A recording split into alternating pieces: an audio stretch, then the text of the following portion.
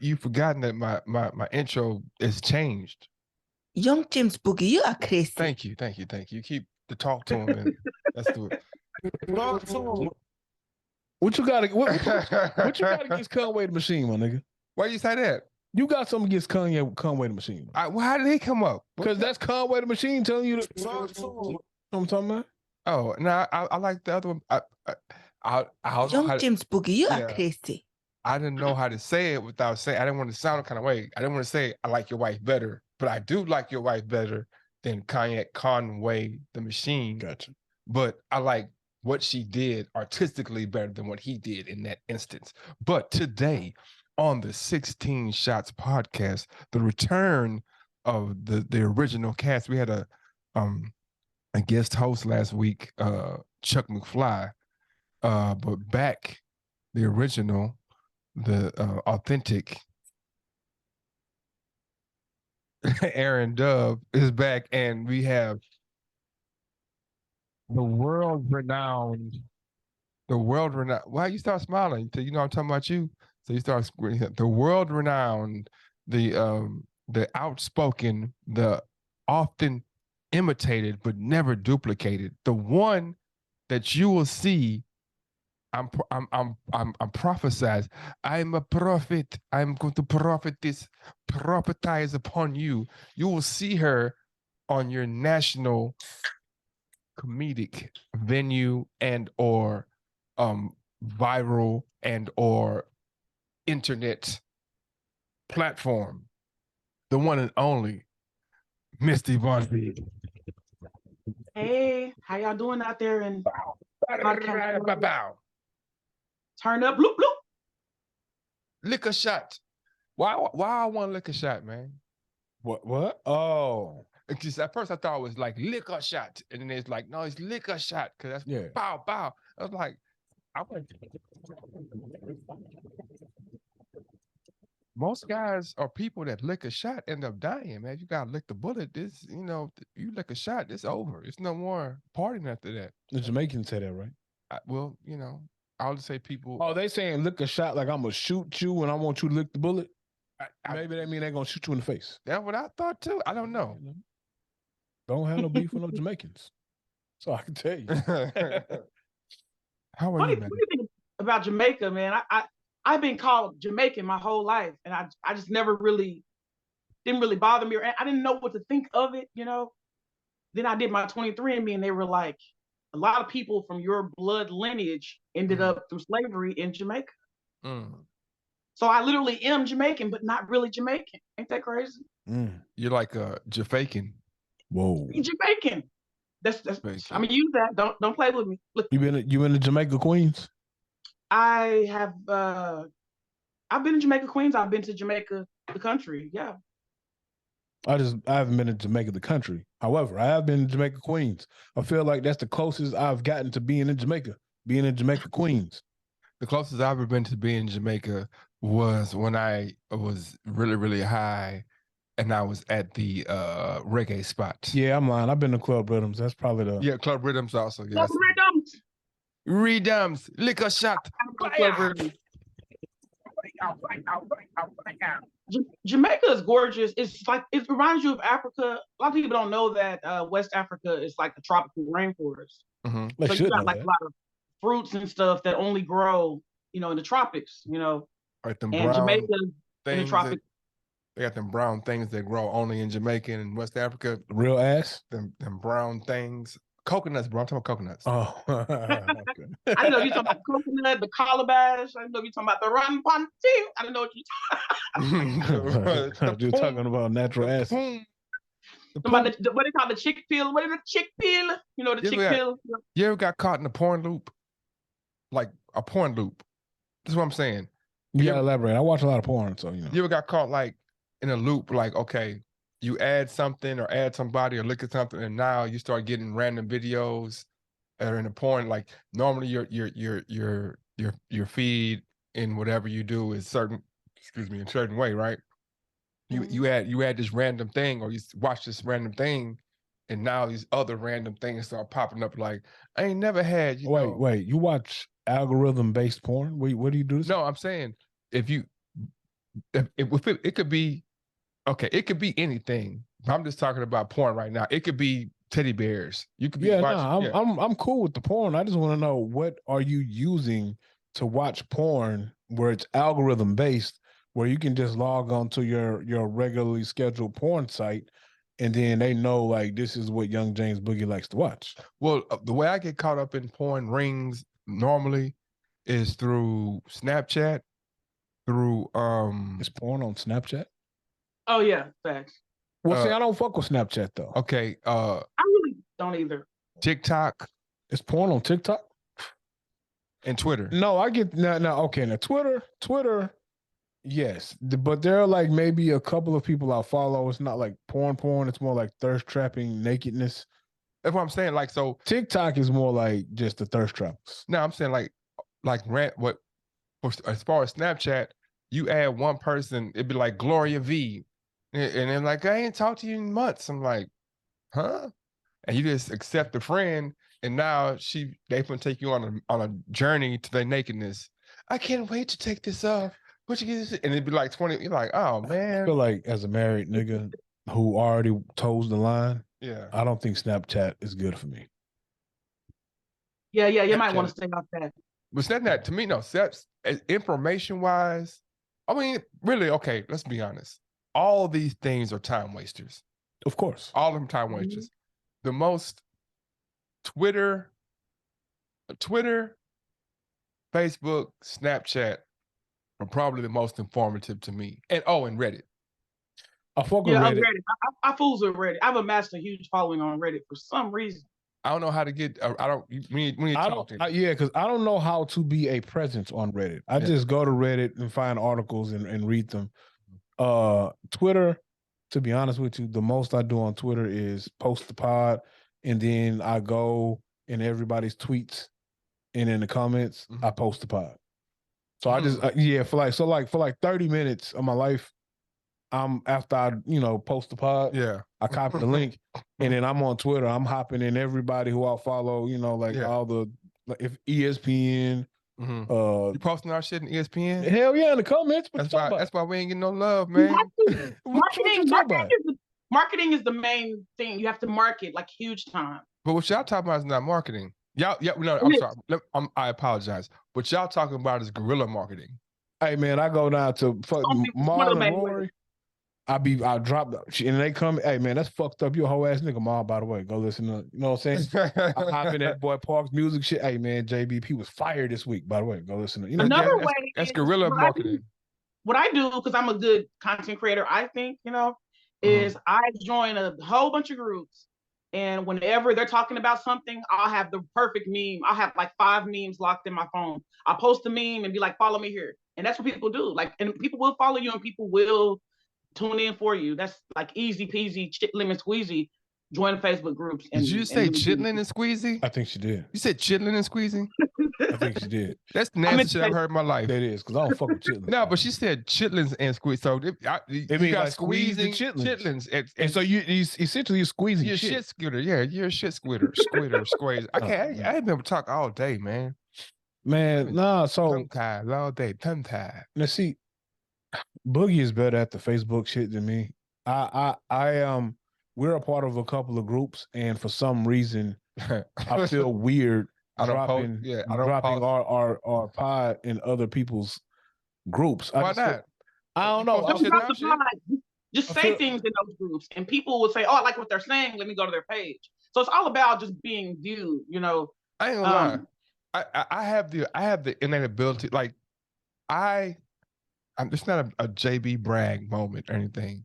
But I can literally like just post one thing a day, and that thing can have a whole week worth of what's called it. Because you're a troll, though. No. It don't have to be a troll. No, I'm not saying that, and I'm not. All right, let me rephrase that. If I say that you're a troll, it does seem negative. But so I'm not a troll. I don't mean it in you are, but I don't mean it when you want to be. You're a troll when you want to be. No, but I don't mean that in a negative way. I mean that you have a way of throwing some stuff out there that could be controversial in a good way or in a bad way, but it's controversial enough to get people to have like 100 comments. This nigga says I've been trying to be more like on the pod. I've been trying to be more outlandish because you've been going super straight line. You be going like, so I guess I got to be outlandish because you're being like the straight guy, and I'm going to say the right thing. Oh, I'm acting like I have the common sense that I do have. No, I'm just saying like it's. But anyway, I don't want to go in the conversation right now. It's hard to vacillate the line between the jokester and the professional. I struggle with that line myself.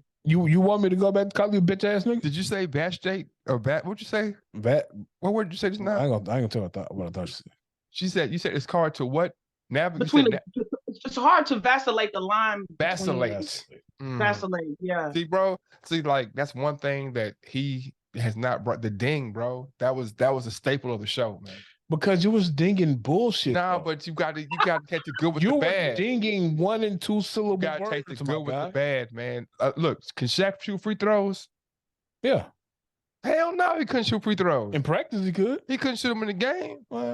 Yeah, but you ain't like, man, you can't shoot free throws, man. So, because you can't shoot free throws, weird. Nigga, you sick. You 7 foot tall, 290, man. She said vasculate, right? Yeah. That was a dingable word. But you got to take the good with the bad. Man. Not Coca-Cola.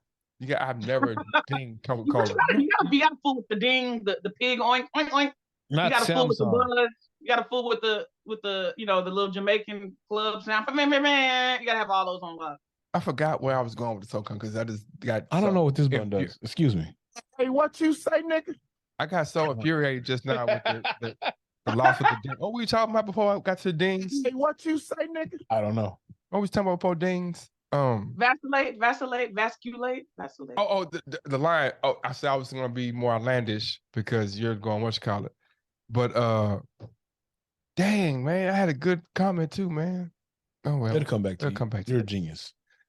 I was thinking like it's like even like okay, so touching on professionalism and jokesterish, like I was explaining to my best friend how hard it really is in these damn comedy communities, man. These comedy communities are very tricky, man. If you ever watched that like show on Amazon, The Fat Tuesday, me and my homeboy was watching it together, and he was like, I didn't realize it was so complicated. People be like barring you from this bar if you do a certain thing, or people get mad if you don't watch other comics. Like it's real serious, like a community of like rules and do nots and do's and stuff. So you just can't go to the comedy club, come in, do your set and bounce. You gotta like come in, order a drink, watch the niggas who ain't that funny in front of you, and then watch the people who ain't that funny behind you. This is where people get confused. I get confused on this too, because there's so many. It's like comedy etiquette, and you touched on it perfectly. First off, if you're a comedian and you have a show, it's a proper show. If you're getting paid, you're supposed to responsibility, whether you're getting paid or not, really, you're supposed to bring so many people. So I've noticed that where I'm at, you got a lot of people who are comedians who bring no one. They come empty fanned. Instead of empty hand, they're empty fanned. And that's bad. They finna get on your ass as soon as they finna get on your ass. That's gonna be the name of the pod. Misty VonB. EmptyFans. Out here and say, but keep going. EmptyFans big. Yeah, not OnlyFans, but EmptyFans. Yes, you got a new word. I need to put that in my joke. I'm making about kind of new words tonight. Yeah, don't become empty-fanned. And then you got some people of certain races who, when they come to a show on the black side of town, they'll disappear right after they set. They'll out of there. But good comic etiquette is they expect you to listen to everybody's set. And this is where I have an issue, because listening to other people's sets drown out my own comedy. It fools with my head. I have ADD, I have ADHD, I have a little autism, a little sprinkle of neuroticism, a little exoticism, and other isms. And so I listen to other people.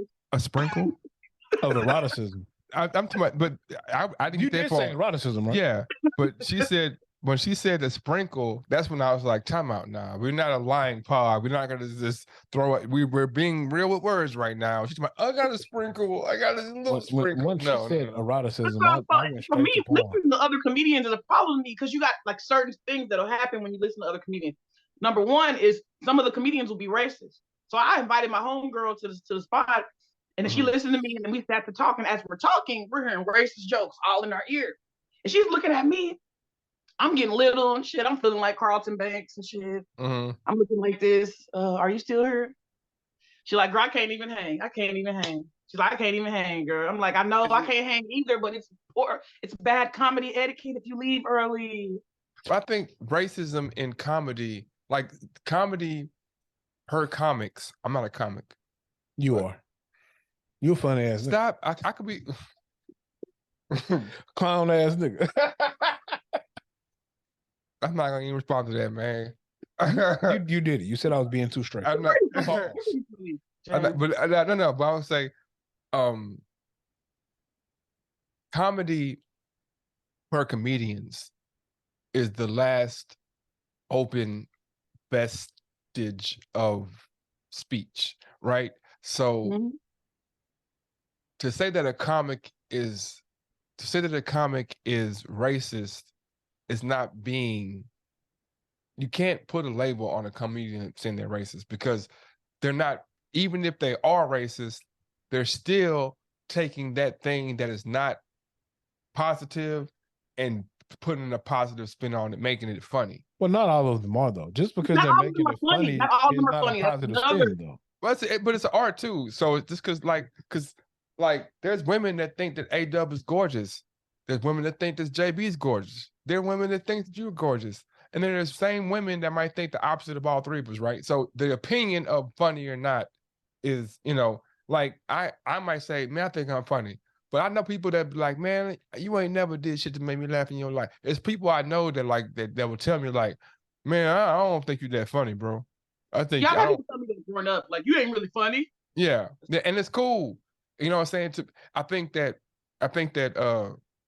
in my maturity or whatever, I'm beginning to understand how to be cool with being cool with things. Yeah. Like I don't have to. I mean, I can have my opinion on it, you know what I mean? And I can understand that opinions can be wrong and right. They can have validity. They can be non-based. I should have said validity and non-based, because that was kind of like suggestive, as if that all mine were valid and yours not. But so they could be valid and non-based, but to get caught up in the opinion or the commentary, that's kind of juvenile. As you mature, you're like, oh shit, that motherfucker. I don't believe in policing what people say. Yeah. But if I invite my entire family to a show, I really don't want them to say nothing racist. And literally, like the white people, I hate to mention this particular race, but the white and the white adjacent, they'll be like, don't say nigga, don't say the N-word. And I try not to say nigga anyway, but it's like when they, it gets to, it's like, oh, don't say nigga, even though you are, it's like, no, that's not funny. Yeah, that's not funny, but that's not funny. It's not. Yeah, it's hard. And I guess you can have that same feeling being as somebody who has foreign roots, right? Yes. And like, there's a technicality, like you kind of not what they think you are, right? Like if growing up, the quote unquote niggas would be like, you can't say nigga. You know what I'm saying? Like, no, you can't say that. You know what I'm saying? But since it's so visual, somebody who doesn't know would be like, oh yeah, just because they all the same. It's like we might say they all the same, and they're like, nah, he Jewish, he Russian, he German, and we all don't get along. We're like, them white. There's a couple comedians here who I hear them say nigga all the time, and I'm pretty sure nobody goes up to them and say don't say nigga, but they feel comfortable doing it to me, which speaks volumes to me. Are they white or are they black? Oh, they black. Oh, definitely not nobody white. No. I mean, that was wild shit. Like, could you please not? I don't want to be, the Karen. Yeah, facts. Could you not use the N-word? So they don't even want to say so much.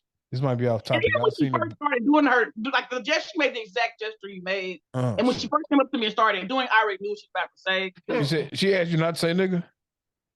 Yeah, that's what a woman did ask me that. And I told her, I'm not mad at you or nothing. But like I say, I hear racist comedians all the time. Can you ask them to not be racist? And I won't say nigga, and then we good. See, I just would have been like, good. I just would have been like, all right, my nigga, I won't say it no more. then something else happened, right? Where I'm friends with a lot of the comedians in the city. And all of a sudden these comedians start posting a bunch of shit about people stealing jokes. So I'm like, I hope they ain't talking about me because, like I say, I hate listening to other motherfuckers' sets because let me tell you this phenomenon, and y'all already know what I'm about to say. So years ago, when I had my baby, I said, okay, my baby is a boy. I'm gonna name my baby James. Okay. Next thing you know, 5 different motherfuckers I know named their son James. It's just motherfuckers, when you hear shit, when you see shit, it's sticking in your head. You don't know where you got it from. You don't know where it came from, but it's just the nature of being a human, the nature of colloquialism, right? See, man, bro, you weak, man. I'm gonna tell you what I meant. I mean, bing. Exactly. So here's the thing. What you say, nigga? Like, are they really talking about me? And then I thought about it, and I was like, I might have said a joke that was similar to somebody else's. And then I had to really think back in my, like, all the sets I watched and everything. And I thought about it and said, I might have, could have did something, but I've learned now. I'm gonna just start putting in like AirPods in my ear when I go to these motherfuckers. I really don't want to hear their joke because I really want my shit to come from my soul, you know. But no, like I would, you know, people get mad at me all the time. I say things that make sense. That's why that's 100%. It's nothing else besides I make sense. Now it might make sense and it might be jarring to hear it the way I say it, but I'm like, so what life are you living, comedian, that's different from mine? Like, how are we gonna have a 30-minute conversation and like I got kids, you got kids, but I can't make no kid jokes. Like your kids stutter, my kids stutter. Like, for example, I like making fart jokes. Yeah. And so it's like some fart jokes have been used over and over and over and over and over fucking again, but everybody farts to make the shit funny. Yeah. So what do you say when you fart? Like, and just I like to warn motherfuckers, y'all, I'm about to fart. I know we in the car. I know we about to fuck, but I got to fart, my dude. You know what I say? What do you say, Doug? I want to put mine out there. Don't say shit. You the worst type of nigga, man. No, because I don't fart around people. I will go to the restroom or go outside and break wind. That's nigga, friendly ass nigga. Okay, so me. Oh no, I'm true. I'm Plus, I understand Charlamagne. Charlamagne said he don't fart in his clothes. I kind of feel that, but I don't like doing it either. You think it stay in there or something? I just don't like it. You feel it or something? I just don't like it, bro. Because I'm home alone, you pass gas and you think it's all good, and then you walk from one room to the next and it follows you. So I feel like if I do that in my clothes, it could follow me and linger. I don't like it. Yeah.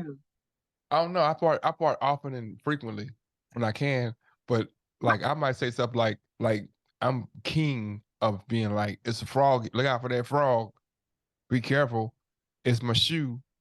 Like I have sayings I'm gonna say, you know, like, is this my shoe? And boom, you know what I'm saying? Or it's a frog in here. Well, when it's just me and the wife, I blame it on the dog. So I'd be like, Carlo. Oh yeah. Oh, babies, dogs, you know what I'm saying? Old people. Man, shout out to Candy Singleton, man. Candy Singleton. Rest in peace to Willie LaRoyal Johnson. Man, 4th grade, man. 4th grade. It was this girl named Candy Singleton. She was a heavyset girl. She used to wear the Hanes set, you know, the Hanes setup, the Hanes, the Hanes sweats with the sweaters, you know what I'm saying? Yes. Black, red, orange, green, purple, pink. Yes. Them was hot back in the day. And then if you really was live, you might get like four sets of them, you know, a gray, a black, a blue, and a green. You would cross color, you know what I'm saying? You had the black top with the gray bottoms with the gray shoes, or, you know, whatever, you know what I'm saying? But anyway, so Candy was a heavyset girl. So these guys, I wasn't privy to this information until we got to the 5th grade. But these guys who sat her, because for whatever reason, how it worked out, I sat behind her and they sat on the side. I know she was Singleton, I was Chitole, I was behind her. But somehow it was like boys on all 4 sides of her. You know, 5 rows of chairs, whatever. But every time somebody farted, they would just blame Candy. And everybody was like, Candy, like, you know, and the 4 guys knew, no, the 3 guys knew, I didn't know, but the 3 guys knew. So I'm like, they used to like be laughing like uncontrollably when she farted. And I thought they were some wrong dudes for laughing at her. They were really wrong because they know she didn't part. They would take telling turns. You jogging my PTSD because that shit happened to me. My name is Misty, so motherfuckers just try to call me Musty Misty. So and literally anytime somebody was musty, they would blame the shit on me, and I'm like, I'm not musty today. God damn. That was yesterday, man. I put deodorant on, man. I put on deodorant for this podcast right now. Mm. So yeah. You ever had like, okay, so I'm thick with a bunch of women, you know. You're thick. And I have friends who they'll call me and they'll literally be like, how do you fart in silent in front of a man? Do you know how women fart in silent in front of a man, or if a man is around, like in the bathroom or something? What, they sneeze? No, you open your booty cheeks. You open your booty cheeks, it always comes out silent. See, I've been places where you can't make no noise for any reason whatsoever. So I'm familiar with the booty cheek opener. Never with my hands though. Like you look like you. Oh yeah, you gotta park the leg, park, and you step over and over. Yeah, you gotta just kind of. I'm like, you know, but hold on, pause, nigga. You spraying your butt cheeks open now? Pause.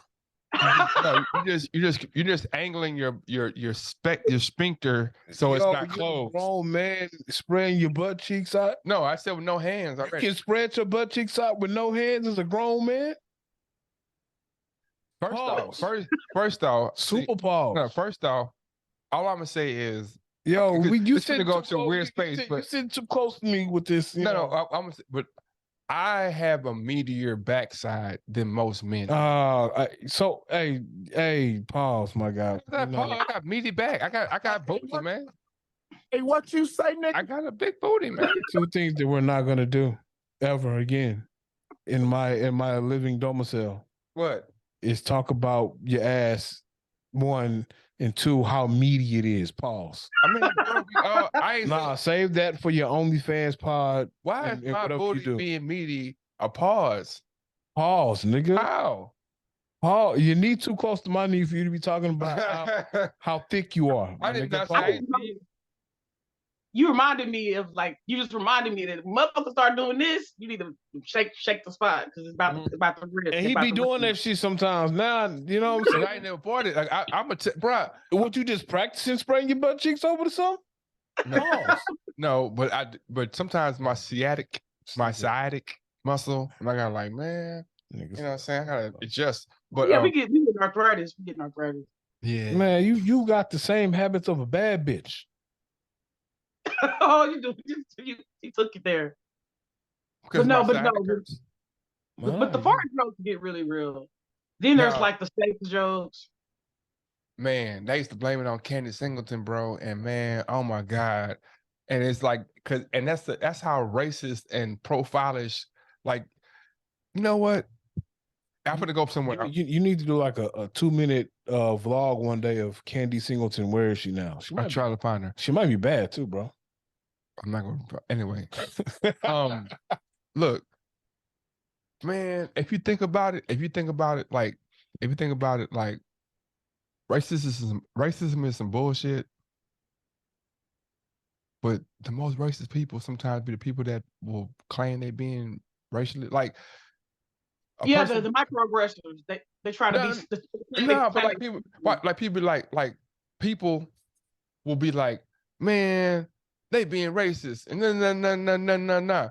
And then the next thing they say is like, fuck cops. Like, so you don't understand how you're doing the exact same thing that you accuse somebody. You were literally doing the exact same thing to somebody else that they're accused, that you're like, come on, man. Like, honestly, I feel them on the they don't care about cops. But here's the gag: I'm a 6 foot tall African lady. Literally every city I go to, I attract all the cops, all the security guards. So when motherfuckers start saying fuck cops, I get real uncomfortable. I'm like, ooh, I'm literally fucking one, you know. I mean, I see what you did there. Okay. That's what you put. She. I see what you did there. No, but I'm saying like. I mean, I don't want to go too deep in it, but like, really, it's like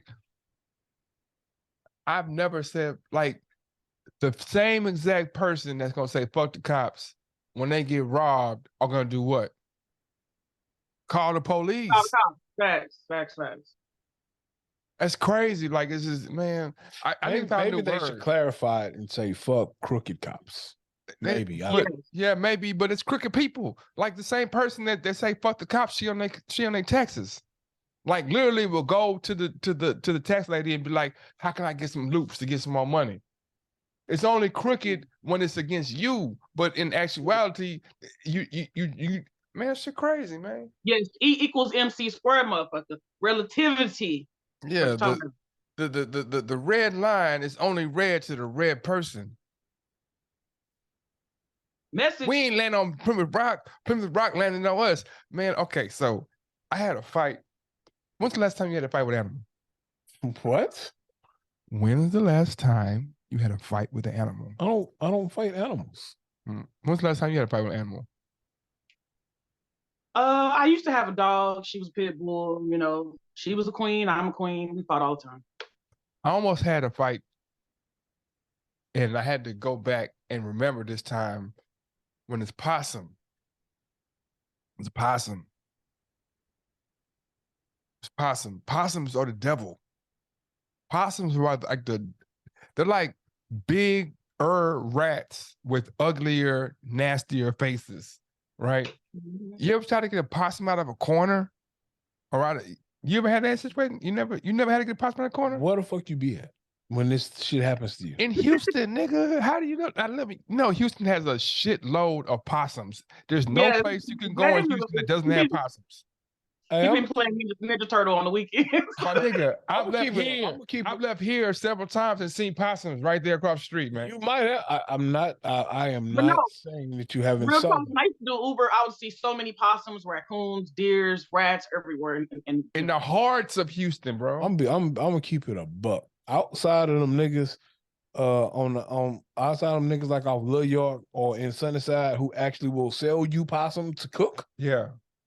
I don't be seeing possums like that, man. Nigga. Like I've seen them camping, of course, but I ain't just seen possums around the city like that. Bro, outside of them niggas did sell you possum, rattlesnake, rabbit, all of that shit on the side of the road. To just put some premise on it or put some, we live in the city where we get everything. Like we got possums, we got hawks, we got canaries, we got blue jays, we got Norwegian rats. We got all, because the conditions in Houston, any animal can live in Houston. You got alligators. We're built on a fucking swamp. The fertile lands. Yeah. We have alligators, like 18 and 15-foot alligators. But they're not here though. Nigga, what you mean? I'm brought in the bayou downtown.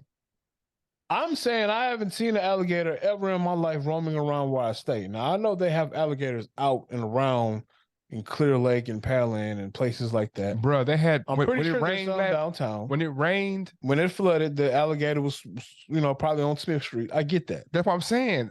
I'm just saying I haven't seen the shit. I agree I'm not with disputing you at all. Yeah, I'm saying that if an alligator, a 15, 18-foot alligator can be in the heart of downtown, that means that it could be alligators that the smaller fraction could be anywhere. I ain't gonna lie to you, man. In any of those all those alligators or whatnot that live in that brown ass water in the bayou by the jailhouse, they gotta be like super mutants, bro. This is brown water, man. Nah, that's some more shit in that water than brown. Why? I'm telling you. It's some shit. I wouldn't. Why? What you mean why, nigga? It ain't gotta be a why. I'm telling you, what's some shit in that water. Man, you see, I'm a nature. You go swim in that shit. I didn't say I would do that because I would get bit by something. You gonna get more than bit. People fish in that water every day. Nah, they do not. I know a bevy of people who canoe and fish and get bass out of that bayou, but they don't eat it or anything. They do it for sport. They catch it and they throw it. They catch and release.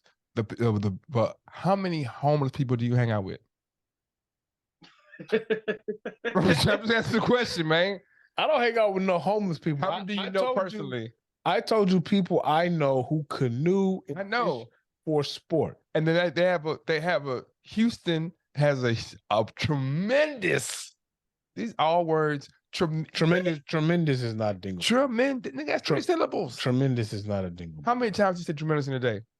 10. Why the fuck you saying, what is tremendous in your day 10 times? The waking up is tremendous. What are you talking about? You don't be like, oh, I woke up. That's wonderful. Wonderful, tremendous, stupendous, waking up, all of these things. Anyway, people eat the bayou food a lot, bro. Yeah, so, but as you were saying the alligator thing, I was like, better not move to San Antonio because they got scorpions everywhere. Boy, and aqueducts. Oh man, but yeah, I've no, scorpions is a different thing. There are a lot of scorpions in Texas. Period. The conditions to create a scorpion are way. They're more more shit has to happen to have scorpions than it does to have alligators and the shit that we have. Like if you ever get a chance, bro, just go to one of these bayous and just chill for like 15 minutes, bro. You'll see herons, you'll see cranes, you'll see all types of animals, bro, like all types of birds. I mean, you'll see all types of fish. I've never disputed any of that. I go walk the bayous a lot. I fly the drone on the bayous. I get all that. Yeah. So I'm just saying I've never seen the possum shit. I know there are plenty of possums here. You can see evidence when they run through your trash. I just haven't physically had to get one out of a corner as you. Raccoon? Is it possums or is it armadillos? I thought Texas had armadillos. Texas has possums. No, they have possums. Armadillos, raccoons like crazy. I get an armadillo once. It caused $9,000 worth of damage on my car. You ever seen? Have anybody ever had an encounter with an animal that's not a dog or a cat? Yeah, I've had plenty of encounters with deers. Face to face? Yeah. So when I was in Atlanta, wherever I was at, it was like it was kind of like how Crosby is. You know how Crosby got the deers and shit? Yeah, so I'll go outside and take the dog out the piss at night, and then it's like 4 or 5 deer just in the driveway, like looking at you, bro.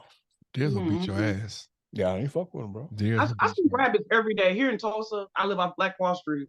I see, at least 30 rabbits in my backyard a day. Man, they got peacocks. I used to wake up in the morning when I stayed on the north side, and in the neighborhood on the north side, there were like 10 peacocks. I'm talking about not the guys with the. It's like, wow, why the fuck is it? In South Carolina, I would see turkeys all the time and a wild boar. You would hear a wild boar running towards you. You be hearing that shit. Me and my friend would be out just sitting somewhere at the park, and you hear some. You lived out in the sticks? It's a whole. You lived out in the sticks or something? No. In South Carolina, you just have turkeys and wild boar just around. I'm stationed there. Now I know the wild boar thing is like a problem in Texas. So yeah, it's not a problem in Texas. Like me, I'm a motherfucking problem out here in Texas. I don't know.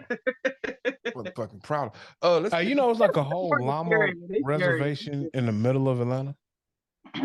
No, I know the camels and llamas came in the early 1800s or 1700s. Well, like it's an Airbnb you can stay in. It's like a treehouse type situation at a llama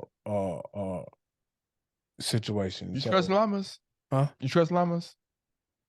I don't feel a way about them, either good or bad. Have you ever looked at a llama for real? Yeah. What do you think about llama when you see llama? I just think it's a llama. I don't think nothing about it. What do you think when you see llama? When I think about llamas, I think about their coat, their hair, their coat. I'm like, why does this motherfucking horse got dreads? Yeah, the hair is. Young James Boogie, you are crazy. Why does it? You don't think that's weird as fuck that the horse got dreads? I always but no, because if you go to a certain rodeo, the horse do got dreads. Man, this horse got dreads. This horse is built weird. Like it ain't like horses. When the horse just standing, you know what I'm saying? His muscles just rippling. It's just everywhere. A llama just like, I'm ready to die. No, I'm ready to die. Kangaroos scare the fuck out of me. Kangaroos? Kangaroos scare the fuck out of me. I'll fight a kangaroo. No, you won't, bro. I will. All right, you gonna die. The one that scared me, the alligator. That's the only animal on the planet I'm scared of, bro. I ain't scared of alligators, bro. Yeah, I ain't scared of alligators. Killing machines, man. I'm gonna be honest with you, and it might be because I'm from Texas. I ain't really scared of too many animals because I feel like I can shoot them hoes. The ones I feel like if I shoot, they not gonna like a bear or a gorilla. I don't think you can just lay them hoes down with some regular shit. I'm talking about my hands. I ain't talking about with a gun. I'm 42. I'm not doing nothing with hands. I'm not scared of no animal with a gun. I'm talking about no. Like I said, I know for the bear. I hit a bear in the temple, man. With what? Right here. With whatever I got to hit him with, man. With what? Whatever I got to hit him with. It ain't too much you can shoot the bear with that's gonna lay him down. So you think a bear is tougher than an alligator? No, I think I can let alligator down. How? If I empty the 9 on the alligator, he gonna lay down. You think it's easier to? I'm not trying. But if you empty the 9 on the bear, he's still gonna come kill you. You think it's easier to hit something that's down here moving at 60 miles an hour, or something up here that's moving at 30 miles an hour? The bear's quicker than you think. But the alligator is 100% quicker than the bear. Bears don't don't out quick deers, but alligators 100% out quick deers. What scares me worse than all these things is the brown recluse. Man, I got a homeboy that got bit by a brown recluse while he's playing basketball, and that almost took his whole liver out. He wasn't playing. He was sitting on the bench. No, he was playing basketball, and literally he said he felt something go down his shirt. Yeah. Next thing you know, he was in the hospital. I don't fuck with spiders at all. Like I will leave. Spiders to me is really I will leave somewhere because of the spider. I'm sorry. Spiders and moths. Something like moths supposed to be poisonous too, but moths really don't fool with us, but they're supposed to be poisonous too. Let's get back on track. We've gone to a whole. So you have been hosting shows and doing your comedic thing. I mean, when we last talked to you, you were fresh in the game, and you were getting your feet wet, and you were kind of green. It's been about a year, right? Yeah, some time has passed. How have you grown in comedy? You were telling us earlier about some of the etiquette you were learning, but and that's where I got sidetracked, because I was like, I understand some of the etiquette you were talking about, as you're saying, like, is you stay if you're a headliner, bro. Because some of those things, as an artist, you don't see it one way, but then as you matriculate, you're like, yeah, man, it's not about it's really like paying it forward. Like, if I know they coming to see Dub, if Dub know they coming to see Dub, and Dub wait till everybody go on to even show up, then I kind of hold everybody because they know they coming to see him. You know what I'm saying? So if I'm a comedian, and then you might be able, you also, it's like forcing you to indoctrinate yourself into the culture. So if I see a comedian that's struggling, there's the opening act, and I'm a more seasoned,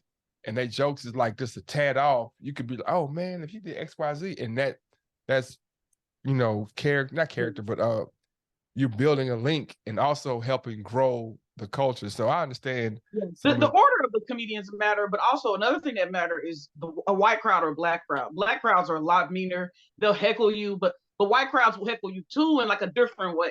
Yeah. So it's crazy. Like a black person be like, you ain't funny. Be funny. No, you ain't funny. Like, get your bitch ass off stage. Right. A white Say person's something funny. A white person's like, when's this guy coming on? Yeah, exactly. They're like, you're lying. I had a white lady heckle me. She was like, that's not true. I'm like, how do you know what I'm saying ain't true? This is my fucking set. Be quiet, bitch. People have said from time to time that I should do comedy. I be trying to tell you to go do comedy. Start at the secret room or something, bro. I'm gonna come up there, bro. Matter of fact, I'll sit front row. I'll wear some goofy shit, and I'll let you fire off on me like we don't know each other. But is that funny? Is it funny for me to talk about somebody? See, and that's the thing. Here where I'm at in Oklahoma, roasting is only okay when you're in a roast show. If you roasting people just in your regular comedy, like on Def Comedy Jam, how they do, people get real perturbed. They get real pissed off. Like I've said, like I did some, like everybody in the audience is an asshole type jokes, and people, are you talking about us? It's like, I'm not talking about you personally. It's a joke, man. I was saying, Oklahoma, it's like a lot of open wounds walking around Oklahoma. I don't know how else to say that. What that mean? Yes. But yes, same thing. Like if you do the black I don't know what that means. Please tell me what that means. I'm just saying it's not an open wound. It's a lot of open wounds walking around. Like I don't know what that means. A lot of sister brothers and Uncle Daddy's walking around. We had this one comedian who was talking about suicide and talking about how he hated his parents and shit. And that really, nobody was laughing because it was all black crowd. With black crowds, we don't joke about hating our parents. We don't joke about suicide. Those are very soft topics for a black crowd. But white crowds, they eat that shit up. So it's they hate their parents. Crazy, you know. Black folks hate their parents too, but black people are indoctrinated to the fact that you can't hate your parents. I know Precious was the whole movie about toxic parents and like you not hating your parent, but you should be hating your parent. I think black people who hate their parents was really fucked up to them. I think if you just had some regular parents, you don't hate your parents. But now I think, and this might sound bad, some white people be having just good parents, bro. And they hate their parents because they spoiled and entitled. Yeah, I'm saying perspective though. Yeah. Like if all my friends have Bentleys and I have a Toyota, I'm like, man, my mama hate me, man. And see, that'd be the problem right there. Like, oh my God, Dad, all my friends have the new Mercedes and you bought me this stupid ass Toyota Tundra. Well, watch this. Like, you know what I'm saying? And we be like, hey, you gave me the car that you used to have. Did you just put a new battery in? That's what's up. And we flip it to the club like it's brand new. But we've been taught to live in poverty to an extent. Yes. I have a friend who her mom was a prostitute, like a for real prostitute. I wouldn't say that, but go ahead though. And they lived in a fucking studio apartment. There was like 5 of them in the one studio. And it was just a bad situation. Like the stuff we touch on in the black community, I feel like a lot of white people can't relate and don't even realize it's a thing. They do. I mean, you in Oklahoma, man. Come on now. Like, I mean, there's people. I think there's white folks in Oklahoma living just like it is Third Ward. Like I've been to Tulsa a couple times. Oh, hold on, because Third Ward is man. Don't come with this. Third Ward is a nice place type shit. Because we're gonna fight today. Don't be coming with this.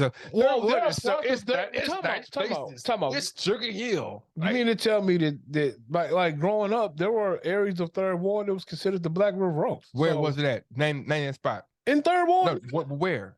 Oh, I don't know the name of the streets. Okay, watch this. What I'm saying is the spot that you talking about in Third Ward that might have been considered the River Oaks.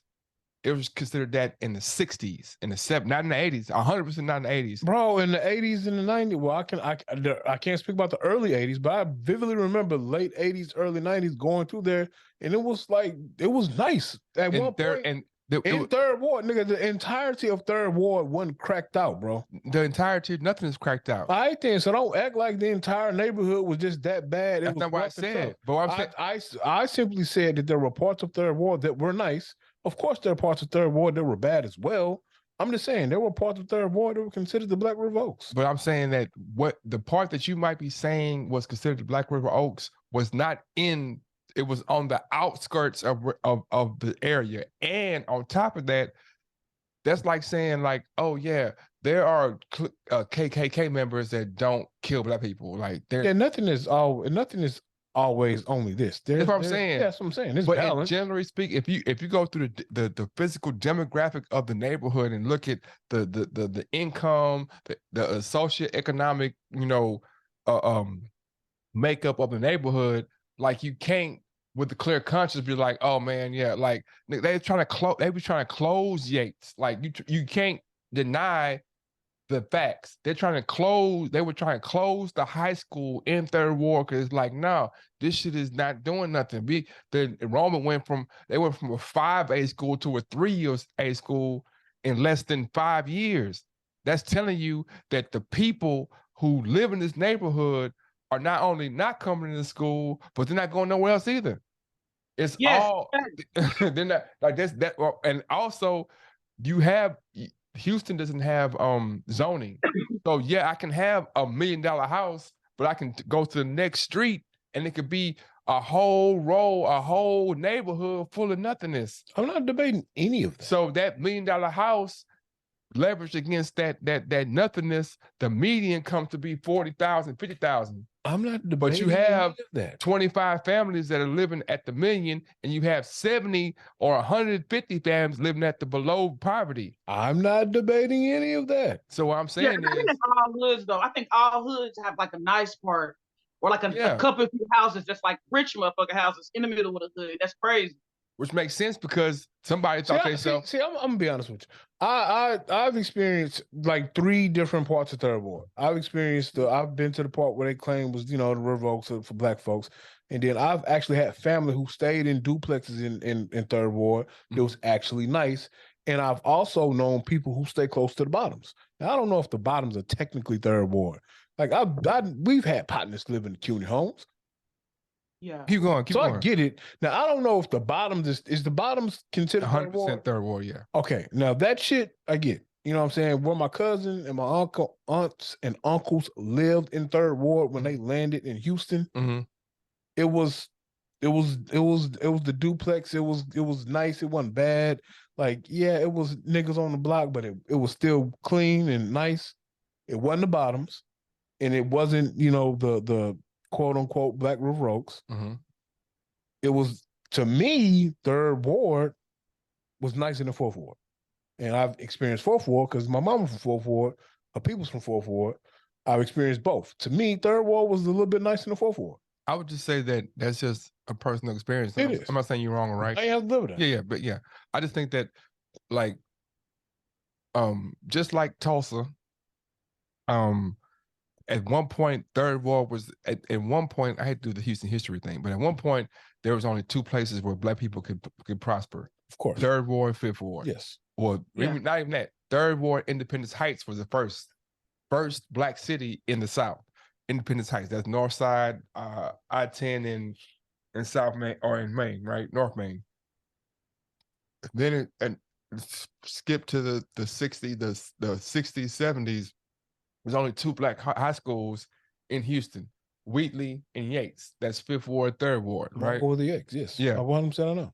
Before Third Ward, Yates was an old Jewish community center, or Jewish school before it became Yates. The Jewish community moved out of the neighborhood. So yes, in the 50s and 40s, the high school in that area, or that area right there, was affluent. By the 60s, it became what it was. It was not affluent. They came in and bought Yates, basically. Yates, the high school was on Elgin. The high school was in a building that's now a middle school. So just in perspective, saying that we had high school kids in this little ass building. Next door to that was a Riverside Hospital, right? We were segregated. We had to build black people built stuff in a certain spot. I understand all of this. Yeah. So what I'm saying is, when you talking about the 70s and 80s, when you have heroin, crack, and drugs come in, all that depleted.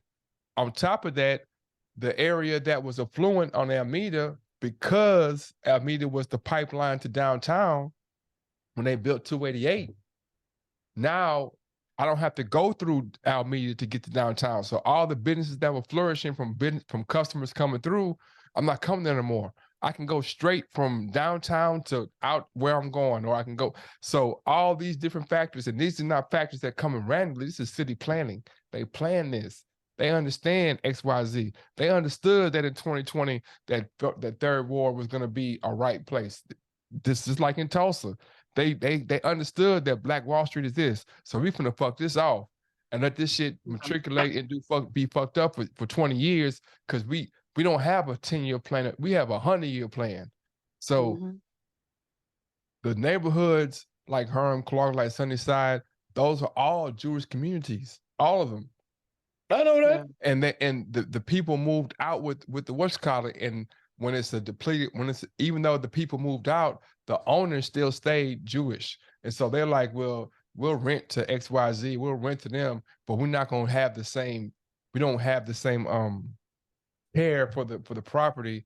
And all we're doing is holding the property that it'll run down until until it's depleted. and then everybody got to move out.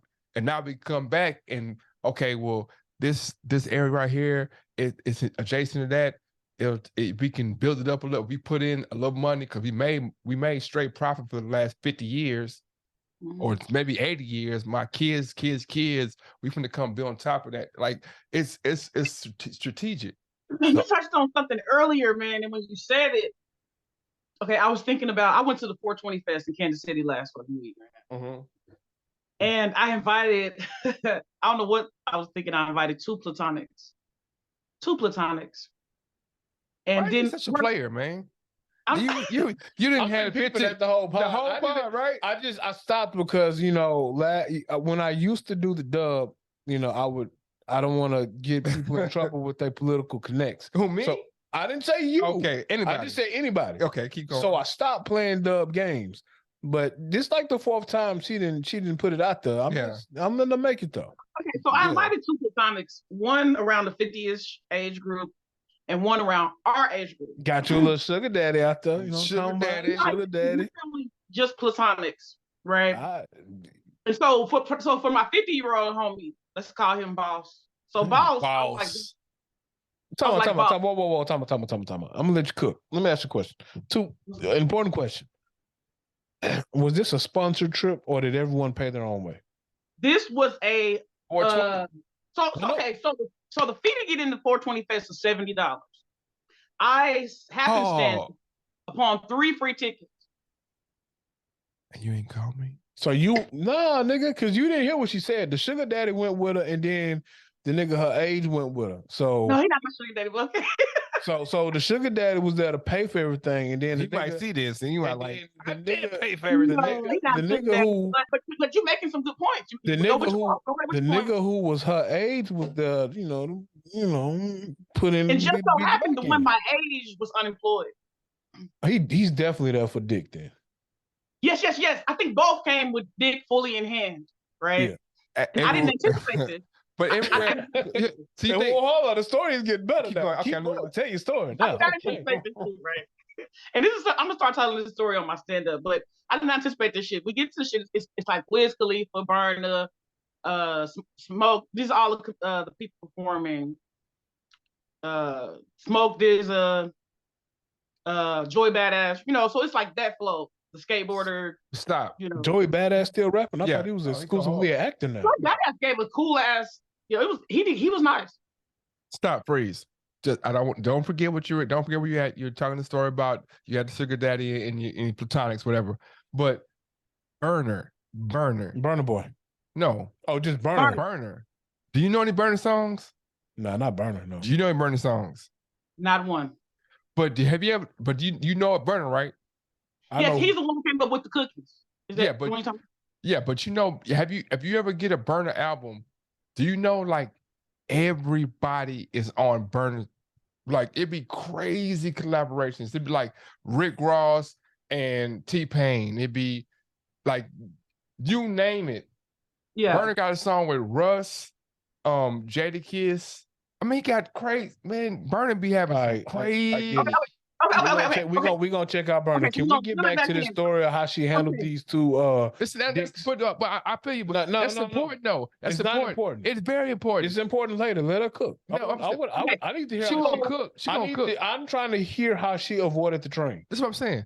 It's important. I'm telling you, it's about to be a calamity in this motherfucker. So it's important. But the thing about important, you still interrupting the story. Get there, man. That's what I'm saying. The reason why I want to talk about Burner because it's like. We always talk about how the music goes, the culture, and like Burner, is he Mexican? What is he? I don't know, but we get it. I think he might be Hispanic. But I only went to this concert. I wanted to hear one song, my favorite Wiz Khalifa song. Yeah, Black and Yellow, Black and Yellow. No. And that song actually is a feature on UNEO. UNEO. Okay. So either way. Yeah. We get to the shit. I'm already prepping Boss. I'm like, Boss. My other homeboy, we're going to call him Greg. We're going to call him breakdancer. He's a breakdancer. So I said Greg, and you still stop that. The breakdancer is the broke nigga, and then Boss is the old nigga. All right, cool, got you. Yes, you got characterization perfectly. So I'm telling Boss, I'm prepping Boss in advance. I'm like, dude, breakdancer, he got an ADD. I got ADD too, so don't fuck with me about it. But I'm cool with mine. My shit is controlled, high, fully functional. This motherfucker got the real fully blown shit. So I'm just gonna tell you in advance. We got to be real cool, you know. He's like, cool. So we get to the shit. So we already had to walk hella far. I'm already prepped. I have my boots on. Breakdancer, not only did he have on like this outfit that he probably wore when he was a breakdancer 15 years ago, if you know what I mean. Why are you hating on breakdance? Keep going. I'm just telling you.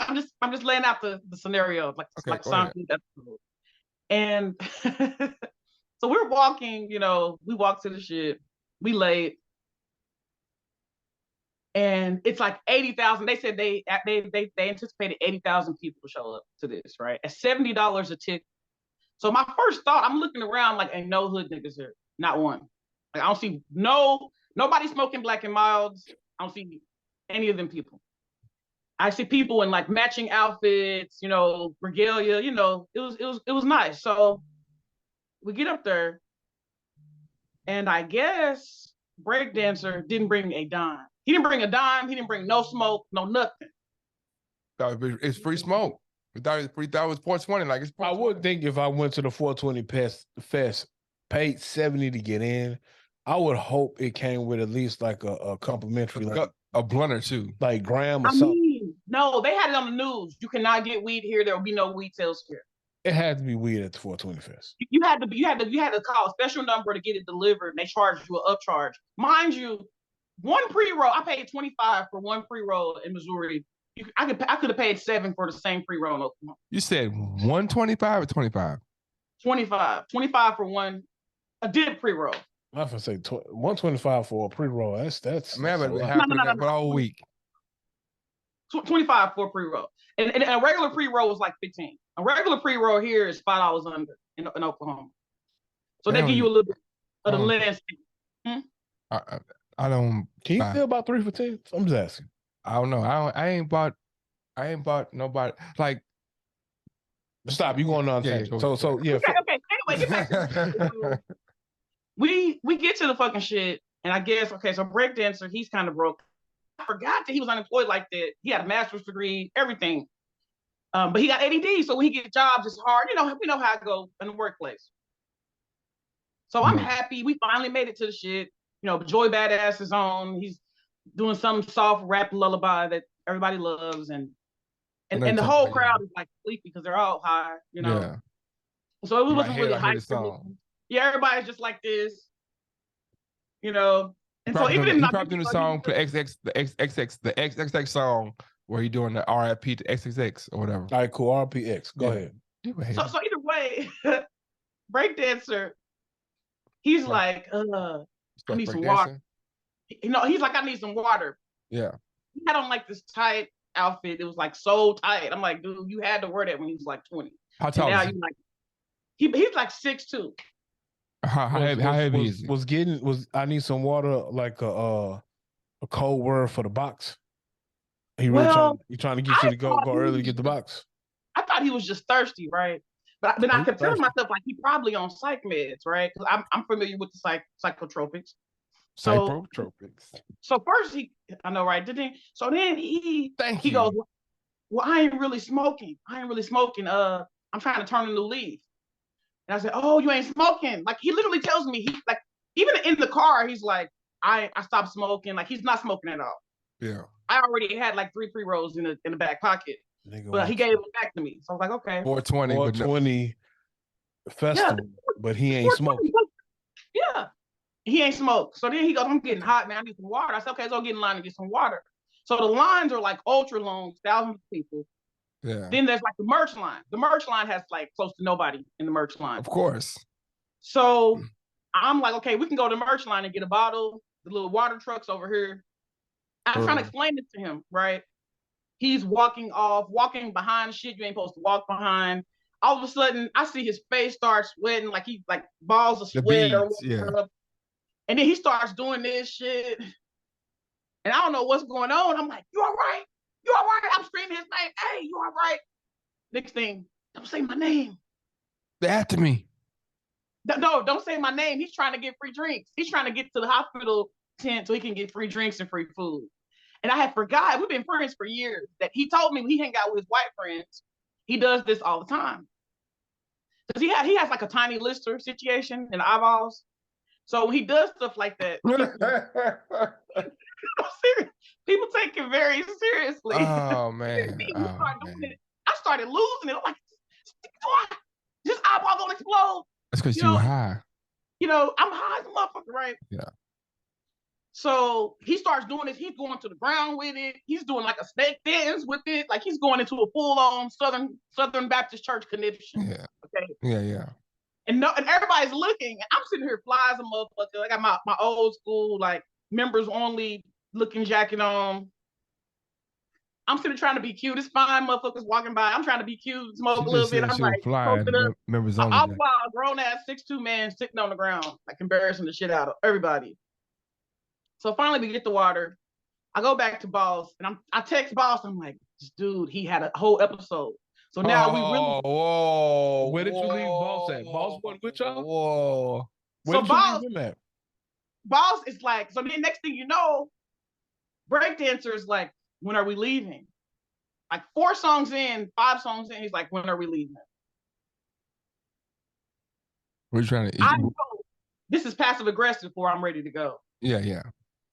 So I'm trying to explain it to Boss. He's kind of saying he's ready to go. And he's like, well, I'm ready to go when you're ready to go. They both telling me I'm ready to go when you're ready to go. And I'm like, oh, I got to entertain both these niggas. So then we finally go. Boss asked Breakdancer to stop at Quick Trip on the way back to the crib or whatever. To the y'all let the crazy nigga drop. The crazy nigga drop. She say Boss asked Breakdancer to stop. Hey, bro, nigga, stop at the Quick Trip. Yes. We all together.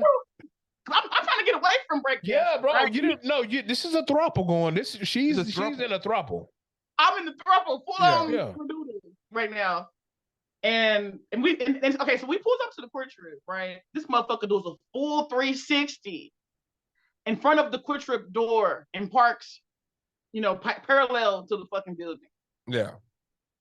We go on Quick Trip, me and Boss, we're dying laughing, like, what the fuck was that? Like, I don't know if this is how he's like entertains his white friends, or I don't know. The breakdancer types, they kind of like that, they kind of wackadoodle.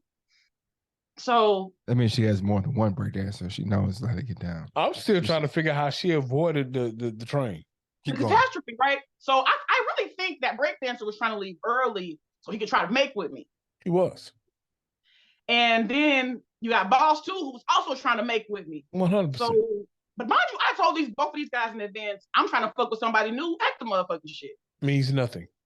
Yes, so I'm heartbroken. I haven't talked to no niggas. I haven't done no networking. I mean, I networked with one person, and he was gay. Those are the best ones. Oh, I see what so I think this is the place she was trying to set up. Yeah. So she said, hey guys, we're going to the 420 Fest. I'm trying to find me a nigga to fuck. Yeah. Y'all need to find y'all a female to fuck.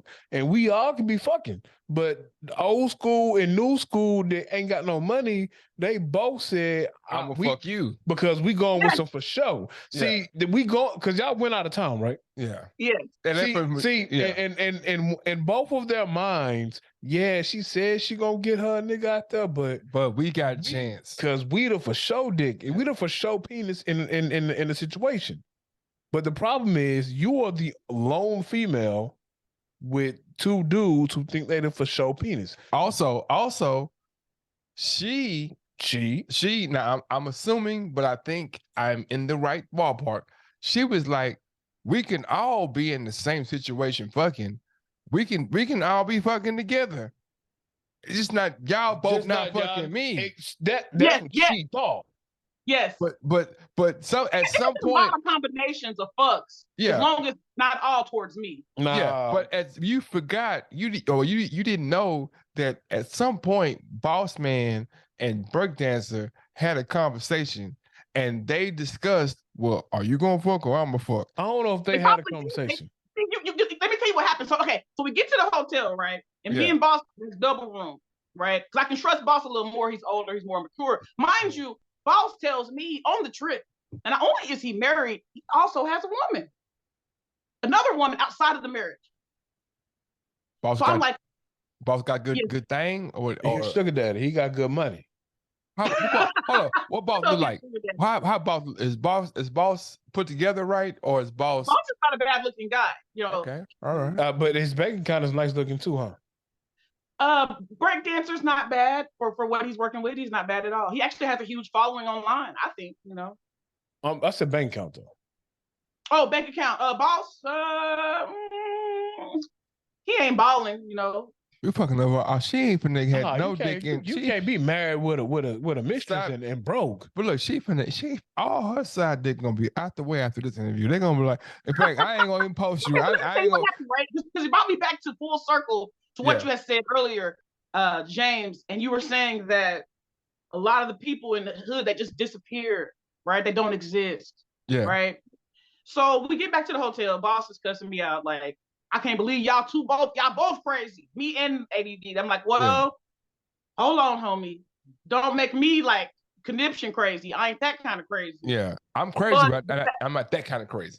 Yes, but the fact that you lumped me with him is very telling, and I feel like you're doing a little age discrimination. Right? And so when I think about it, I couldn't help but think back to Kendrick Lamar, ADHD, because everything is a song lyric for me, just like y'all. Yeah. When Kendrick Lamar goes, you got a high tolerance when your age don't exist. See, because I'm holding on to Breakdancer because he's one of the only motherfuckers I know who's my age. Everybody's dead or had cancer or died of COVID, heart attack, or their parents was cracked out and lost their baby. So literally, I graduated with 75 motherfuckers in my graduation. You know, that's a very small class size. And so I thought to myself, I think maybe these baby boomers, 50 plus, they really don't have a lot of consideration for our age group, and what we be going through and what we've been through. Like, we went through the recession, we went through all the fucking bullshit immunizations, they forced us to get. I really went through a TOS test or the MAT6, all them standardized tests. All standardized tests. So a part of me, my heart goes out to Breakdancer because I know what he's going through, But yeah, he started going off on me. Boss started going off on me and shit. And then he started saying something ain't calculating, something ain't adding up. Who, Boss Man or? Yeah, Boss, because I had told Boss that I had never slept with Breakdancer. Yeah. I told him that. That wasn't the truth though. That was not the truth. Whoa! So talk about, not only did you lie to the nigga, you are talking about. See, you set yourself up for failure because I feel like you went out on a trip with two dudes you didn't, might have, slept with. No, I didn't sleep with Boss, but the prime reason for me to bring Boss was I did not want Breakdancer trying to fuck with me just because I was alone with him. Well, I'm gonna be honest with you, man. If you can't be alone with the nigga without him trying to if you can't be alone with the nigga without the fear of him trying to smash to the point where you need to have somebody with you, you might need to find a better friend. You should have said, if you can't be alone with him trying to bone, then y'all can't get it on. But I mean, I don't know. It's hard for motherfuckers to not want to fuck me. I'm just gonna keep it honest, 100. But talk your shit, queen. But it was an interesting experience, Many lessons I learned. So which one you smashed? I didn't smash either one. That was a long night. It had to be. It was some mad niggas in that room. Yeah, it was no, but y'all miscalculated is Breakdancer lives in Kansas City. So you was in a hotel room. Was he a blood or a Crip? He ain't no blood or Crip. He's white based. He grew up with all white people. Oh, he don't really know he's black. He from Kansas City or he from surrounding area? He from both. Liberty or something around there. Yeah, both. Oh, so he didn't have to stay in the hotel. No, but the thing is, he probably wanted to stay in the hotel with me because he lives at home. With his tea lady? Yes. Shame. All right, so You're shaming him. I have no shame. Two things have happened. Them niggas definitely had took the royal honey. You know what I'm talking about? Beforehand. So not only did they not want to go to the 420 Fest, but they both probably was rock hard and had nothing to do with it. Old school probably was in the bathroom for like 45 minutes Monday. I mean, he'd be all right. I mean, I feel bad for him. I ain't gonna lie. I feel bad. Question, because you brought up something that clicked in my head. We talked about this. I want to add her to the conversation. Generational intelligence, generational the way that we present and understand through generations, right? Me and brother Dub was talking the other day, and some other brothers, and he was like, you sent some music to a younger person. I sent, so us old niggas was talking, reminiscing on our glory days of rapping. Yeah. And Bug dropped the links to our music. And my friend circle, I shouldn't say friend circle, my associate circle. They ain't your friends, bro. I thought that he was your friend. No. So out of the people, two of them are legit my friends. Okay, but you know my circle is small. Outside of the core circle G's, it's only two other people I fuck with. It's not my family. Okay. So yes, I did send it to those two who happen to be 28 and 30. Yeah. But I actually dropped the link. Yeah. And you know, I'll say a friends group. Okay. But not as close as others, but a friends group of and it's a diverse group too. It's like Black people, people of Asian descent, you know, what white Asian? people. You talking about red dot? You talking about? I said Asian, Asian, red dot, Japanese, Chinese, no, Russians are Asians too, right? Indians too are Asians too. Yeah, that's what I'm saying. That's why I said red dot. That's why. Okay, I mean like Japanese, Chinese, what Manny Pacquiao, what is he? Oh, he's Filipino. Filipinos in there, and I'm talking about like some Mexicans in there. Mm-hmm. And they're Filipinos and Mexicans of Asia. That's fucked up. No, and they're like ages range from probably like 26 to 35. Yeah. And so I just dropped the link of music in there just to, you know, see what they say, because you know a couple of them liked Boogie's intro. A couple of them said, you know, Boogie said some gay shit in one of them songs you sent me, which and so I dropped it in there, and the how about what I said? So the response I got was that I had a line that was toxic. Yeah. The 28-year-old said, man, if you can't get the line off in these days. This time right now, if y'all would have dropped that in 2023, you want to be able to get the line off. Yeah. So the line was smoke till I get my eyes Chinese. Oh, yeah. I said I'm with my Puerto Rican mommy, the loves to call me Poppy, we drink and get blow till our eyes turn Chinese. What song is that? Up in the Club. Okay, yeah. And so he was like, that line, drink and get blow till our eyes turn Chinese, is toxic. Yeah. I can't say that in 2023. Is that true? Can I not say that in 2023? I mean, I've heard lots of rappers reference being Chingy, which is the same. Chingy name is Chingy because he got chingy eyes. We exactly. have a woman walking around calling herself Black China. Yes. So I think it's a fine line, you know. It's a fine line. I didn't think the line was that bad. No, but what I'm saying is, not picking on your line or anything, but I'm saying that the situation just presented itself, and I was like, man, things that we took at face value, they take as emotional value. So they like, oh, that's toxic. What you said was toxic. Now what you said was visually descriptive, but somebody somewhere could find a reason for that. A reason to say that they offended me, right? Now what they did do was and these were two different group chats I dropped them in. Yeah. So like I said, these two guys, the one group chat that I dropped it in, they were just like telling me what songs they liked. Yeah. This other group chat that responded with that was a toxic line were the two guys that I consider a part of my close circle. Yeah. And that sparked a conversation of all the toxic lines Because what my words were, man, you know, those are different times. You can get that off. You can. That's the whole part. And so then that sparked the conversation of, oh yeah, you're right. And so then we started getting compared to all the rappers who are in our age bracket, like the Rick Rosses of the world, 50s and all of that. And they started talking about lines that were toxic. And it was like, yeah, you old niggas is toxic. So of course Ross came up with, you ain't even know it. Molly Island I drank, she didn't even know it. And then they brought up another line. They was like, Ross should have went straight to jail because he had a line and he was like, yeah, Miley Cyrus hollered at me in about a couple years. I remember that bar. And Miley was like 14 to 15 when he said that shit. And then R. Kelly came up, which I didn't know. I was today years old when I found out he was like, when the vibes, you got it, vibe. I didn't realize that nigga said, Lil Aaliyah, you got that vibe in the song. Nigga, when he said, it seems like you're ready. The whole song seems like you're ready. Yes, there's some songs that just get up under my skin. Let's keep it a buck, though. Yeah.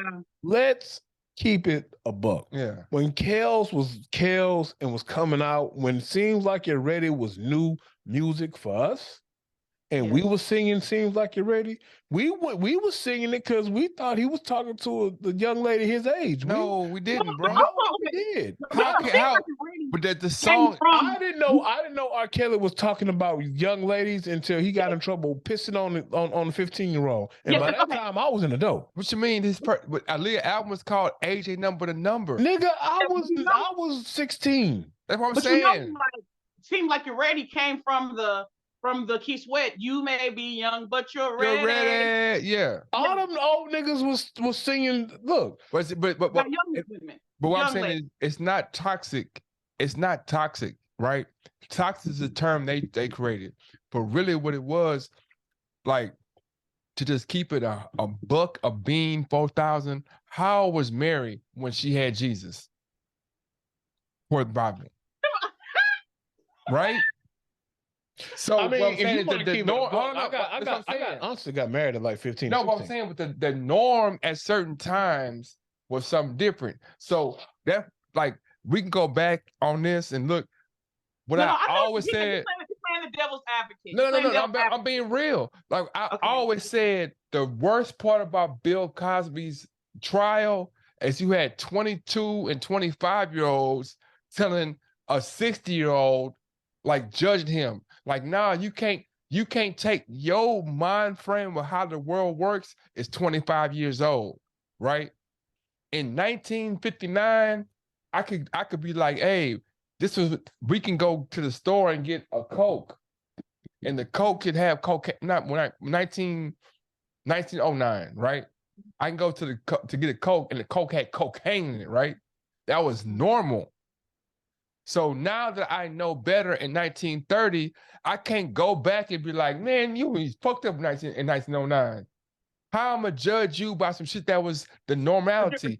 We grow and learn. So when I'm saying that you putting drinks you putting pills in girls' drink, you fucked up for that, and not even knowing, them 25-year-olds not even knowing that was the norm. Not saying he was right, but I'm saying that was the norm. That was the acceptable thing. Like, oh, Spanish Fly. Okay. Well, I will say this. Cold Medina. Have you heard that song? Okay, yes, I will say this. I'm almost 40, right? I'm almost 40. All these songs came out when I was like 5 to 9, 10 years old. And let me tell you, when I heard these songs as a small child and as a Black person who's going to be a Black woman, they gave me the creeps even at 5 to 9 years old. What song gave you? And in a way that I don't think men understand. How about this? Funky Cold Medina, right? Tone Loc, right? I just saw Tone Loc in concert. I saw him performing live. Right. Have you listened to the lyrics of that song? No, because that wasn't my. Funky Cold Medina came out, I was 4 years old. Exactly, but I'm saying cool the whole. Right? No, that's Tone Loc. I ain't like Tone Loc. The song was about taking a drink that got girls fucked up to the point where he said, I gave my dog gave some Funky Cold Medina to the other dog, and the dog wanted to fuck off the bat. The song is literally talking about a drink that gets people fucked up to want to fuck. Yes. But the time was different. the connotation was different. So I come back in 30 years after Harvey Weinstein and all this shit and be like, man, Tone Loc, you should be canceled. The fuck shit is this though. The fuck shit is the same people that will say Tone Loc, you should be canceled, are doing the 2023 version of what they were doing. Yes. They just don't want to admit the shit though. So at the end of the day, if I'm giving you the look, we all know. Well, I don't know. We all know. Spanish Fly was really used to come down off your cocaine high. Okay, you could buy that shit at the corner store. Yeah. Giving the female the Spanish Fly wasn't the problem. The problem is giving the female the Spanish Fly and she don't know it. Same thing with Rick Ross. Hey, look, if me and you partying, Misty, and I'll give you the Molly, so we can party. Ain't nothing wrong with that. The problem is if I'm putting Molly out in your drink, you don't even know it. Yes. See, well, I particularly prefer Wiz Khalifa's verse, and you mean, even though I don't know what he's talking about either, I just know it has a good rhythm to it. But yes, I literally only listened to his verse because I forgot that whole Rick Ross situation that occurred. I'm not a Rick Ross fan. I don't really, You're not a Rick Ross fan. You're not the boss. You're not a fan of the boss. Rick Ross is he offered Don Lemon a job to work at Wingstop. Y'all don't think that's funny at all? Rick Ross is Biggie Smalls. The boss. Rick Ross is what Biggie Smalls. You better not say that around on New York niggas. That's the truth. Though. I don't know. My face kind of broke when you said that, but it's all right. But you can't deny, like, okay, who was the person? Who was one of the biggest pushers of Rick Ross? It was Diddy for a minute, wasn't it? It's Diddy, right? What is Ross's entire? Well, his first thing was like, I'm a big dude that's fly. I'm cocaine and rap. That's funny because as fat as he appeared on TV and big as he appeared on TV, he's a little bitty dude. He's short. Yeah, he's not that big. Yeah, he's not that big. Nah, short. You want with? Yeah, well, I met homie like at the box. Yeah, so he's a little bitty dude. He's like 5'6". I might be exaggerating, but he can't be taller than 5'9". Nah, majority of his fans are men. Rick Ross can rap his ass off. Yeah, that's why. I fucks with Rose. I fuck with him. Rose is one of the three people that made 50 Cent look crazy because it was Kanye, Rose. I forgot the third one, but 50 Cent is a machismo rapper. You can find him in the club. I'm big, I'm swole. I beat you up. I done got shot and live. Right. So he challenged Kanye to where it's like my album. They love my machismo bigger than yours. That was dumb. And Kanye was basically like, nigga, I'm talented as fuck, man. Watch this. That was dumb. He did the same thing to Rick Ross. I'm gonna shoot these slugs at you, but I'm more talented than you. He's a talented rapper. So whatever you say to me or say about me, look at it. You hear these tracks? Yes. I mean, I don't know. I'm just not a fan. He's not nobody I cling to. If I ever listen to his music, it's usually for the other people on the song. Funny Rick Ross story. When we met him at the box, we were all standing in line. It was All-Star weekend in Houston. Hey, I was getting interviewed. We were standing in line. We were hoping to be able to at least get our demo to someone. And it didn't happen. But while we were standing in line, you know what I'm saying, this little short dude with a beard walked up with a bedazzled shirt that said Rick Ross. I'm like, who the fuck is this thing? That ain't Freeway Rick Ross. Oh, yeah, homie, check me out. And he was passing out flyers just like we was. But he got walked in and was able to do an interview. And I'm like, who is this nigga? And then maybe 2 weeks later, all I heard on every station was, every day I'm hustling. I'm like, oh, yeah, that's that nigga. Yeah. And then it was over from there. Speaking of Rick Ross and people that are underappreciated or not known, who are some comedians that you are looking at or seeing that I was gonna ask that earlier too. That you're like, man, this guy, this girl right here, they doing. I got some things I want to drop, but I want to see if we match up. But just give me some names. I don't really. Sometimes I try. I mean, I watch the old comedians. I've been watching a lot of Grand Crew. I love the show Grand Crew. Nicole Byers. She reminds me of me in a lot of ways. So I like her. I haven't heard her latest stand up on Netflix or whatever, but I plan on watching it. I get so busy as a content creator and then doing the comedy and then I'm a mom and everything else. that I don't really get to. If I do sit back and watch comedy, I'm watching Red Fox or Rich Pryor or, you know, some of those types. You listen to Kanisha Bus? You like her style of comedy? I've heard the name, but I don't know who that. I don't know who a lot of comedians are. Oh, okay. I don't know.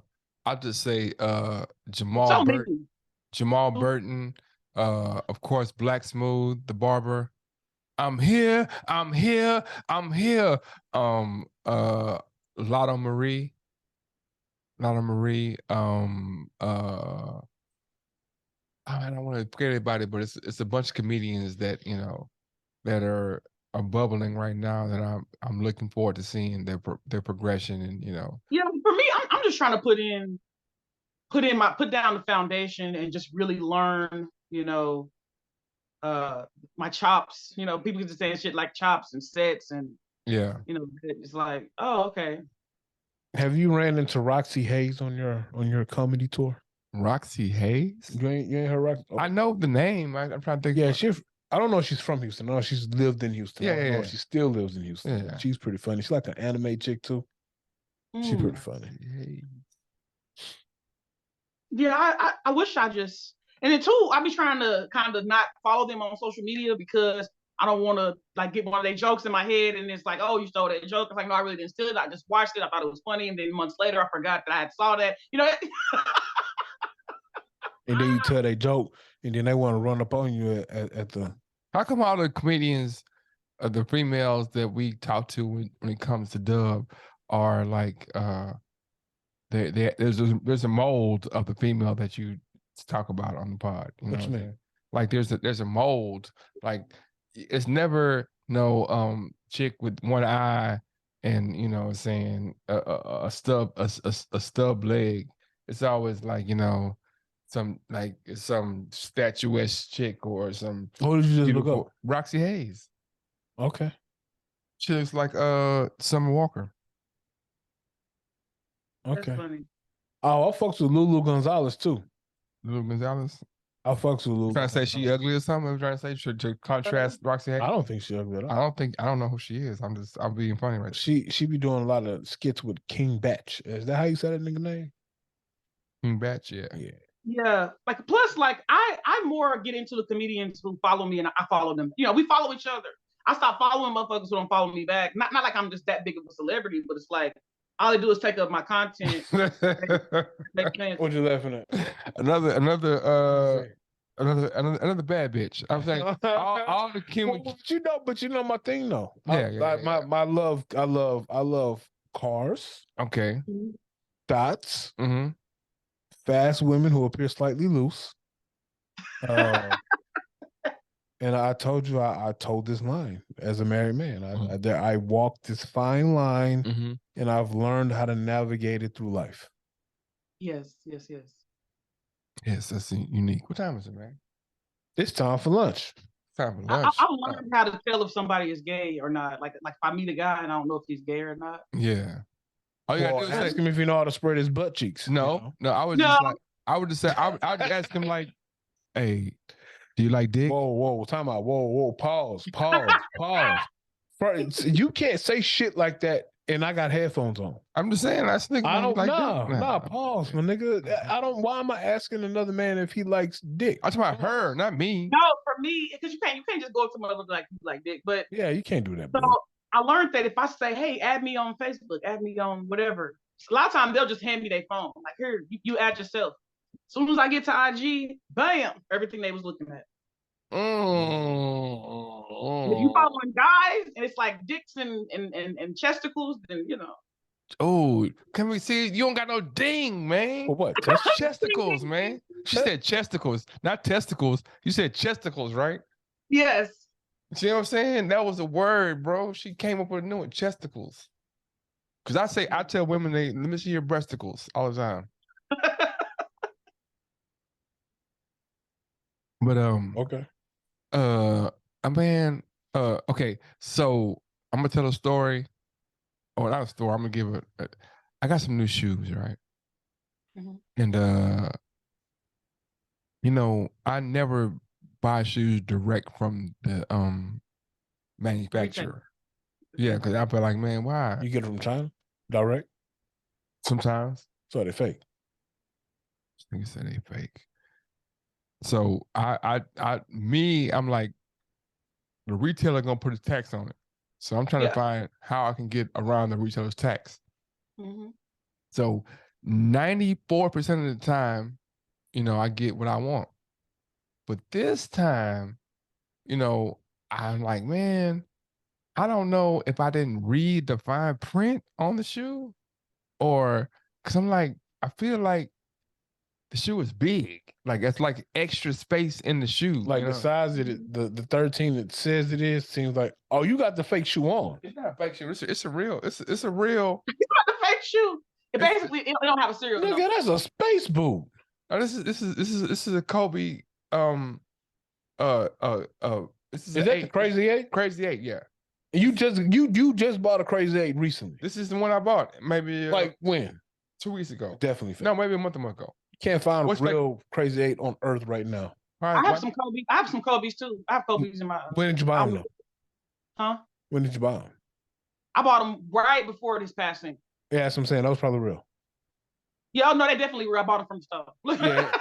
Yeah, well, hold on. You can get some fakes from the store. Yeah, you could. But I mean, the everything is straight. It's just like they're wider than that. Like they're wide. They are. I mean, the template is real that they use. So, bro, it got the scan. Like they probably like some bees. Bro, they got the scan code in the. That don't mean shit. They probably some bees, bro. Yeah, they can copy the code and make it look, you know, be somebody else got the same code. Bro, you can go buy some retro Jordans off Harman that's gonna have a scan. It's not. It's stitched. Everything is stitched. It don't mean shit, bro. You gonna make a fake though. You gonna everything I say you gonna make a fake. I shouldn't say fake. They have great It's stuff. not fake. I don't think it's fake. They have great stuff. It's not on the record. It could literally. they got great. It's like great. It's like a grading system, so it might not be fake, but it might be like a B grade. Oh, okay. The only issue, I had to go back and look again to see. Maybe I got some double D wides. You know what I'm saying? Maybe that's what it was. I mean, they're wider. Time out. What? But you know, my Kobe's are actually quite tight around my feet. So yeah, but these are not Kobe's. These are Crazy 8 Kobe's. So there's it's a style of shoe that Kobe wore, but it's a different the Adidas Crazy 8.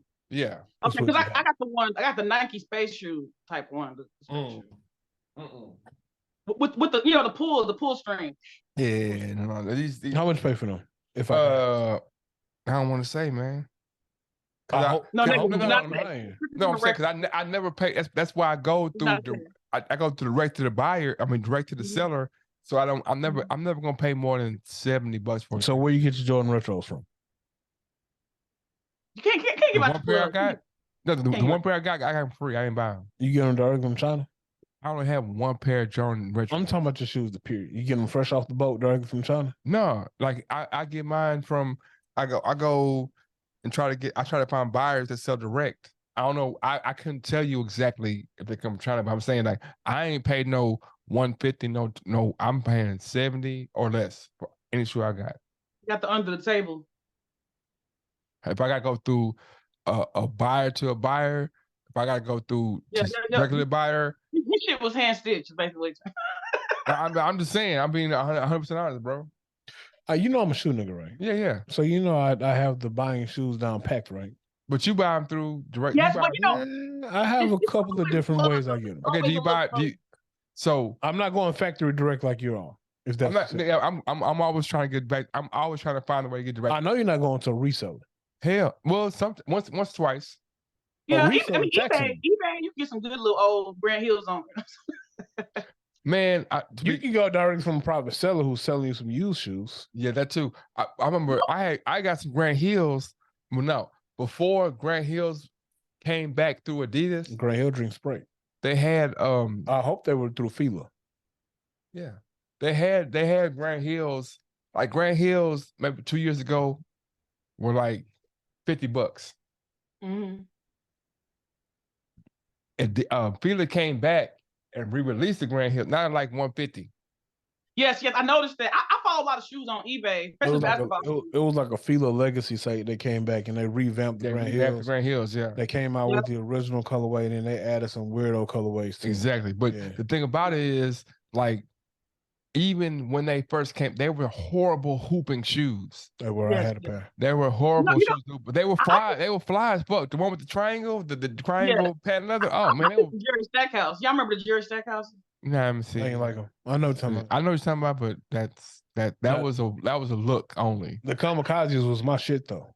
You couldn't be a guard playing the kamikazes though. No. You had to be a big man. You had to be like a 3 and up. You know, I remember the Worthing girls team all had kamikazes, and they came out with the Sonics colorway. Yeah, and they were all alternative lifestyle girls. So there's like a whole bunch of girls with fades and comb overs or whatever. That's how I know you that much older than me, because the 6th grade is the year that the kamikazes came out and I had them. I mean, no, 7th grade. 7th grade team. Yeah. Was the year. So you was probably a senior in high school. No, I was a freshman. I just played. You weren't no freshman. You was at least a sophomore. See what I'm saying? How you gonna tell me what I was, man? No. I looked up. My favorite shoes are the gel Noosas by Adidas, and apparently they give these shoes out at like the biggest they're like the #1 triathlon shoes. The who shoes? They're called the Asics Gel Noosa. They're like the triathlon shoes. So what they do is they give everybody like a little gift bag at the triathlons. I mean, we have one here in Tulsa, and they give them here in Tulsa too. And people who don't like the shoes, they take them straight to eBay. So I get my gel Noosas with a low. Some of them Asics and them New Balances be kind of pricey. Mm-hmm. Yes, they are extremely. The gel Noosas used to be like $250. Now the new versions are pretty cheap, but they're not as good as the old versions. So I have to go back to the old version on eBay, where literally they was giving out at different running events, so people just sell them for close to nothing. The shoe I really like that I would actually buy again today if I could find them was the high top felines that we had in elementary that had like the different color straps to go around ankle. Oh man, you like them? I liked them, bro. It was heavy as fuck, man. It was like a whole thick. Oh no, the whole bottom was thick. It was I didn't say do nothing athletic in them, bro. I just like them shits. Yeah, but see, okay. That's where we differ. That's why maybe these shoes be perfect for you, and the shoes are those shoes. Yeah, I would never wear them. They would never touch my feet. But if you pull if you pull your shoes off and pull our shoes, if you put the shoes you have right now and we put a comparison, it's not a big difference, bro. I wouldn't dare take my Pippins off to put that bullshit on. No, I'm saying put them on your feet. I'm saying if we showed them to the camera, they'd be like, oh, they both gray shoes. You just got more blue on your shoes, but they're the same shoe, bro. But I really like the Air Maxes with the one with the square toe. I had the square toe ones. They fit my feet perfect. You got Flintstone feet. I got some 95s I don't wear. Well, I'm gonna say, we wear like every shoe I buy, I'm gonna go be active in it. Like, I got a pair of Barclays in my car right now. I got a pair of Hardens in my car. Get the Barclays. Nah, I play about Barclays, bro. Let me get the Barclays, bro. Why am I gonna give you my shoes that I play in? I give you some shoes for the Barclays. What you want for Barclays? Nah, I don't want to give you none of my shoes. I just want to buy the Barclays. No, man, I play with my Barclays, man. Oh, but that being said, so we at the fucking 420 thing and breakdance. Oh, okay. We back to breakdance. Yeah. The breakdancer has on fucking the white shoes. Yeah, white shoes. K-Swiss. Yeah, the Nelly white, what they call them? I forgot the name. Air Force Ones? Yeah, on Air Force Ones. And we walk in, it's like the forecast was like rainy, everything. And he's telling me the whole time, man, my Air Force Ones, they're not good on the gravel. You know, he's explaining to me all the shoe in and outs of why he should not be wearing Air Force Ones. Why did he wear Air Force Ones so fast? Are you supposed to wear like some dirty he's supposed to wear because white girls wear Air Force Ones to festivals and they be dusty as fuck at the end. So they call them white girl? No, I'm just saying that's what they do though. He went against the grain by dating me. I have a whole spiel about against the grain dating, but he usually do date white girls. Breakdancer does. I'm gonna start wearing black Air Force Ones, low tops. You still? No, but I'm gonna start wearing all black Air Force Ones, low tops. But do you still though? Do I steal? Yeah. I'm not a thief. I don't like a thief. I'm just saying, but if you don't steal, then I would. If I don't want to defend the nation, I'm not going to put on a badge and and defend. I have no issue joining the nation and becoming a Fruit of Islam. No, I'm talking about it, but I'm saying you talking about the wrap of the black Air Force Ones. Yeah, black. If you wear black Air Force Ones, that's 100% sign that you steal. I mean, 80% of my coworkers who are not people of color think I probably steal anyway, so I don't really give a fuck. That's all. Facts. That's just how that's America. I like the black Air Force One, the low top version, not the high top version. So I'm gonna grab high top is better than high top for me. I don't do nothing athletic in them. See, you I just like do athletic things, and the things I like work out in and do my walking or hiking in. They're the Allbirds, bro. They're so fucking comfortable. I rock those. Yeah. I mean, I would say Nike has to me the most uncomfortable athletic shoes. I feel with Adidas. I got some Harachi trainers that are pretty comfortable. I'm laughing because when you pull up white girls festival Air Force Ones, it's the dude talking about how that's what white girls wear to festivals is Air Force Ones. Yeah, that's what it do. You want to know the worst pair of shoes I ever owned in my life? What's that? And I don't know why I bought these shoes, and I thought I was the flyest nigga on earth when I had these shoes. I went to a store one day and found. Are you about to attempt to hit me? I'm just saying what you're gonna say, because if you say the wrong thing, bro, we're gonna have an argument. Man, I just, I don't fight young niggas, bro. I had a flashback of like, where's my gun? So you already said I don't fight young niggas. You already said right. I don't fight young niggas. Yeah, you an old nigga. But I didn't say I was young. You said I was young. Hey, did you see the Tank Davis fight? Yeah. All right, then. That's all you need to know. You gonna punch me in the rib cage? Yeah, that was a liver shot. What was the shoes you about to say? You was on something. Yeah, man. Oh, the worst pair of shoes I ever bought. They were some Dickie shoes that were on like the Converse platform.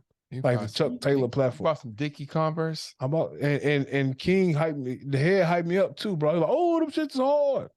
The Dickie Converse, yeah. You remember you seen them shits? That nigga, man, that's a wrong nigga, man. Like every now and again. But it was back in the day we was walking around with Dickie suits, like for at least a year and a half stretch. Every time me and Kevin went out, we would go to Walmart and get a Dickie suit and go to the club. But sometimes there were times that all of us, and Kevin at least. Yeah. I don't know about Jason because he's always been extra fly. Yeah. But there were times that you and Kevin were on stage rapping exclusively in Dickie suits. But there's also times when we, as groups, as subgroups of the big group, even the big group might have been 5 or 4, but 2 of the big group, or maybe even 3, might have been like, hey, I'm gonna see if I can get that person to do this crazy thing that we should never do. And I think the Dickie Converse was a conversation. I was by myself when I bought them though. Man, and nobody said anything. I was by myself. Yeah. And I saw them and I was like, I gotta cop these because I'll be rapping in a Dickie suit. And I had the Dickie suit on the rap. And he hyped, ooh, Rose Clay, hyped me up. What's your boy say? What did Dion work and Elton John and Stevie Wonder? I don't know nothing Elton John said. Yeah, that's what friends are for. Keep smiling. I will say this. I think if when you.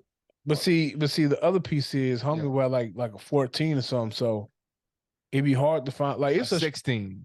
He wear a 16? Yeah. It's a stretch to find 13s, bro. It's 15, 16, because I know, like, his shoe, I can't fit his shoe. It's a stretch to find 13s, bro. So to find and to find a shoe in like a 15, he might have genuinely liked him, bro. He just couldn't fuck with him. I mean, I don't know. I don't know. The one shoe I need to buy again, I can't find is I need the worm again, bro. I had the worms in high school and I fucked them off, and I need another pair. Okay, so as we leave the podcast, let's give our top 3 shoes that we've put on our feet in our life. We'll start with our guest, Miss Misty. The top 3 shoes. I'll say the white kids. I was a white kids rocker. Not kids, K-Swiss, not kids. K-Swiss, the white K-Swiss. Okay, white K-Swiss. The long boats. The white K-Swiss. I also am a habitual Timberland high heel wearer. Okay. I'm notorious for wearing the Timberland high heel styles, real Timberlands, not the fakes. Yeah. And then the third being those Asics gel news, the best shoe ever created. I promise. The Timberlands, the New York niggas, that's like the double sole butters, right? Yeah. I'm telling you, the Timberland high heels was definitely an NFL nigga catcher. Was definitely a big nigga catcher. So I fucks with the Timberland heels. Like you ever fucked with a New York nigga who smashed you with his Timbs on? Oh, I want to plead the fifth. Okay. Did he say, take these dicks? Yeah. You got to be a wild nigga to be butt ass naked with the Timbs on. Man, I was walking through the house yesterday, man. Whoa, time out. Let me ask you a personal question. See, have you ever smashed with the Timberlands on? You butt ass with Timberlands on. You did that before? I prefer a classic red pump, Gina from Martin style. I only stomp around in the Timbs. I don't screw with those on. Oh, I see what she did there. She's trying to really entice you with visuals. Yeah. So do you hold on to the heels though? Is that what you use it for? I have very long legs, so my hands mostly reach to the back of my calves. My feet are dead ass in the air. Like I've done that once. I've used the high heels that the young lady had on as like a that's not about leverage. What's it? Lolita, what was your alias? I mean your pseudonym? Oh, Palita. Yeah, and the red pumps. But what was your favorite pair of shoes? The first three Jordan 11s, bro. Number one. Okay. I mean, if I could, I would just say Jordan 11 3 times, but okay. Jordan 11 once. Okay. I'll say polo boot that we used to wear in high school is number two. All right. And then I'm from H-Town, I'm from Texas. I like a good cowboy boot. Oh, I'm with you on that one. Yes. Never in my life I put a cowboy boot. I like a good cowboy boot. Matter of fact, now that I've hit 42, I'm in my 40s now. I'm gonna go ahead and embrace my Texan in me. Yeah. And I'm gonna start wearing power boots. I'm gonna start wearing cowboy boots more often. See, I never really brought you. Yeah. I switched my whole shoe regimen is switching over to fine leather shoes because they last years and they fit better. See, but y'all ain't got years though. What the fuck y'all talking about? What you talking about? Y'all ain't got. You talking about they last years? You ain't got years, nigga. What you mean? Basically, now I'm at the point where I'm buying shoes that's gonna last to the day I die. To the end. You might be on your down. You might be on your down side of the hill. I'm not, my nigga. You past 40, right? Nigga, that don't mean shit. These fine leathers are going to the grave with me. So I'm saying, but after 70, what you gonna do? I plan on being active at 70. I'm at 71 and 72. I feel like stepping out like the player I'm gonna be with my wife, bro, and we still gonna be. You know what I'm talking about? I ain't finna be joke. Like, look at some old motherfuckers. Nah, I wish a nigga would. I'm gonna have a hammer on me still. You gonna shoot a nigga at 70, man? If I need to. So you think they gonna destroy your hope? Nah, by 70 we gonna have laser guns anyway, so I'm gonna be good. That's what he said back in the 90s. Y'all heard about the pink eye shit? Just be careful for the pink eye. Pink eye is the new. It's the new sign of COVID. The pink eye. Oh pink shit. Eye. Bro, you gotta stop messing with them loose ladies with the pink eye shit. Well, I gotta be loose ladies, man. Why? But it's all over the news. If you look in the news, they talk about it. But that's just a side note. But anyway, I had a friend of mine though. What type of nigga is you to say you on a decline at 40? So you feel like you on a down slope of your life, my nigga? Bro, I used to be able to go up. I used to be able to do like 10 one-arm push-ups. See, that's your problem, my nigga. Your problem is that shit. You know what I'm saying? That I associate my comparisons. I know I associate my highest physical peak with my decline in my. No, nigga, I had to move landing gear tires the other day. Not a lot, just a couple of them. My shoulder started hurting. And you know what? I was like, God damn, I'm getting old. Yeah. But I don't feel like I'm on a decline in life, my nigga. I'm like excited. You know what I'm saying that I move tires daily. No. Oh, okay. I move heavy tires. I don't move tires daily. Okay, well, I'm saying I'm not comparing. I'm just saying that I move. You're definitely comparing. Okay, well, I'm comparing then. You are. I move heavy ass tires, like 18-wheeler tires, 80, 150 pounds daily, right? You hear what I said though? That's what I'm saying. I said landing gear tires. Yeah, I'm pretty sure that a landing gear tire is probably the same size as About this tall or taller? I don't know. You correct me. Is it over 6 foot? You're not moving earth mover tires, bro. Why not? An earth mover tire is not an 18-wheeler tire. Is it 6 feet? Is this more over 6 feet? An earth moving tire is probably that big. 6 feet. You're moving 6 foot tires on a daily basis. Maybe. What are you doing? Maybe 4 foot tires. What are you doing? I'm going to tell you. What are you doing? I'm going to tell you. I'm going to dump sites.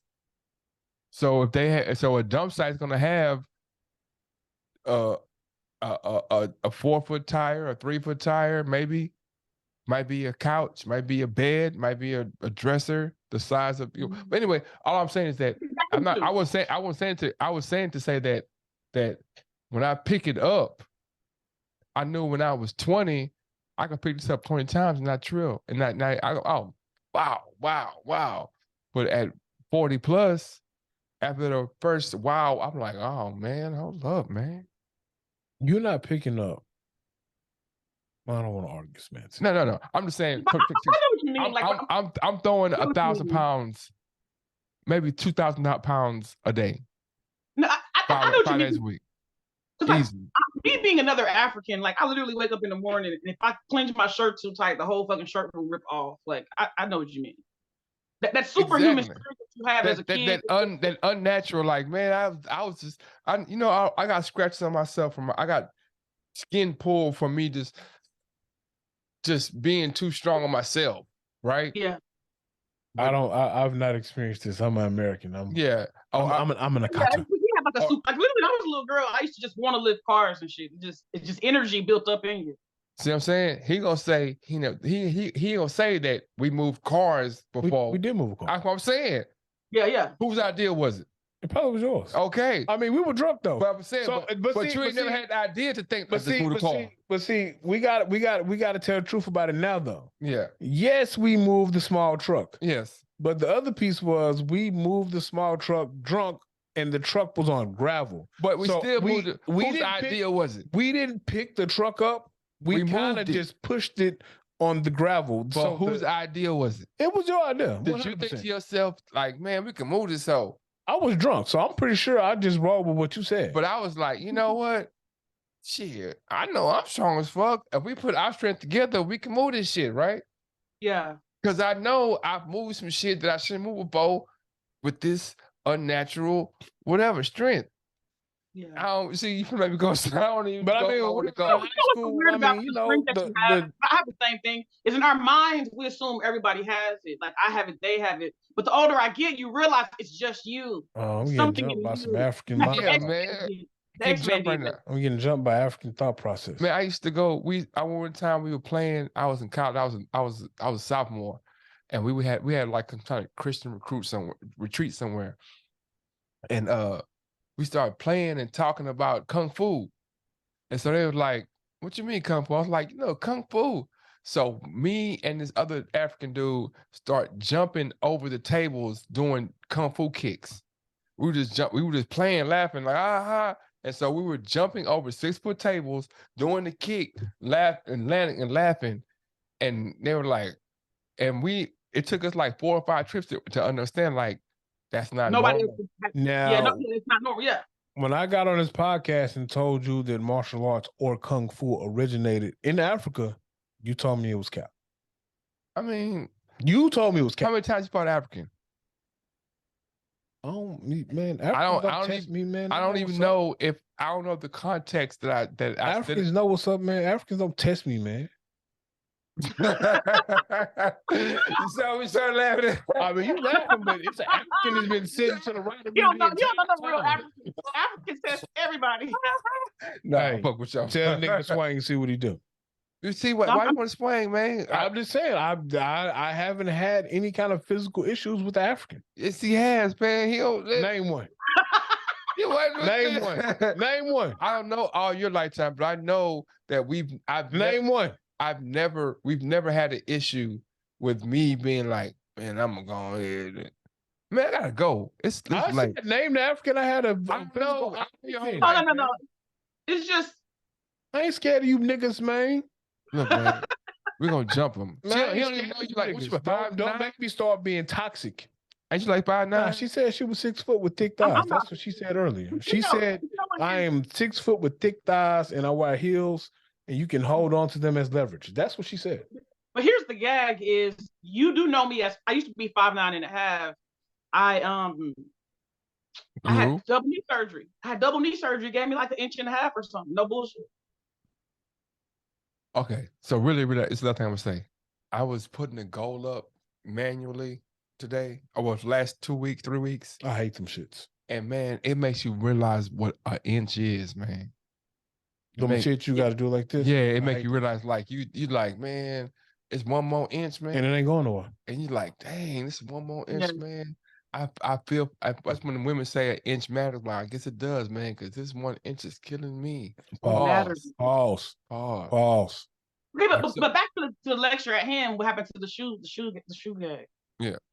My favorite 3 shoes would be the Adidas Shell Toe. It's a horrible shoe. Hate them. I hate them. But anyway. So I didn't know they look nice, but they're so uncomfortable. The Kyrie Easters. That's horrible. And the gloves. The gloves. Very underrated shoe. I had a pair. Glove. Yeah, I had some knockoff. The glove too, not the first one. The glove with the zip. The whole. You talking about the one with the zip, and when you unzip it, it got like the little green shit. Yeah. I actually had a pair. Back and said everything they said was healthy about them was like lies. Like this is gonna break your ankle in 7 weeks, right? Nike lie about everything. Yeah. So, Miss Misty, what's your socials so that people can get in contact with you or see some of your live shows or some of your pre-recorded shows or see you popping on the handstand? You are welcome to follow me at Misty VonB. It's on everything, Misty VonB. I'm not really on YouTube, which everybody say, oh, that's like a knife to the gut, but I will be there shortly, But I am on Snapchat. I am on. You can find me on Tag. You can find me on Facebook. You can find me on Twitter under Misty VonB. Misty VonB. And so, when's your next show? Or presenting? I do my hosting every Tuesday, and I might be on the show on July 4th. I'm on standby for a show. That's what's up. You got anything in closing? Or June 4th, sorry. AW. Are y'all willing to do like a Tubi movie?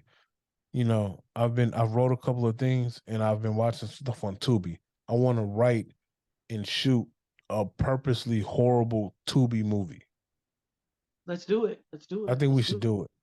It should be like comedy and this horrible Tubi movie. Shoot that shit on the iPhone.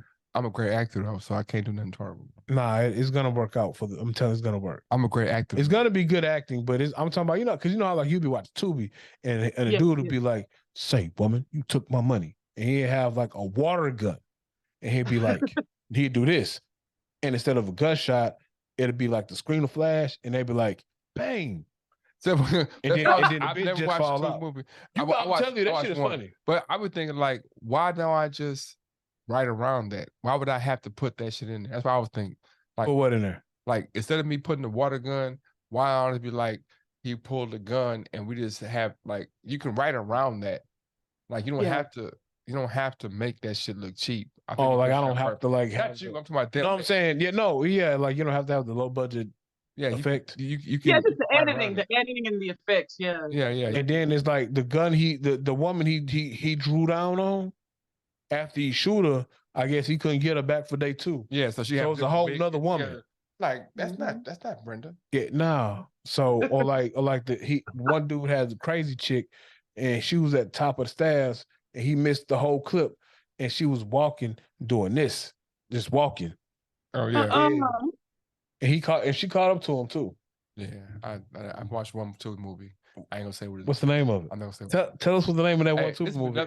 Can you push the button? No, tell us what the name No, man. I don't want to talk about that, man. This has been another riveting episode of the 16 Shots podcast with Young James Boogie. You are crazy. Hey, y'all, Doug.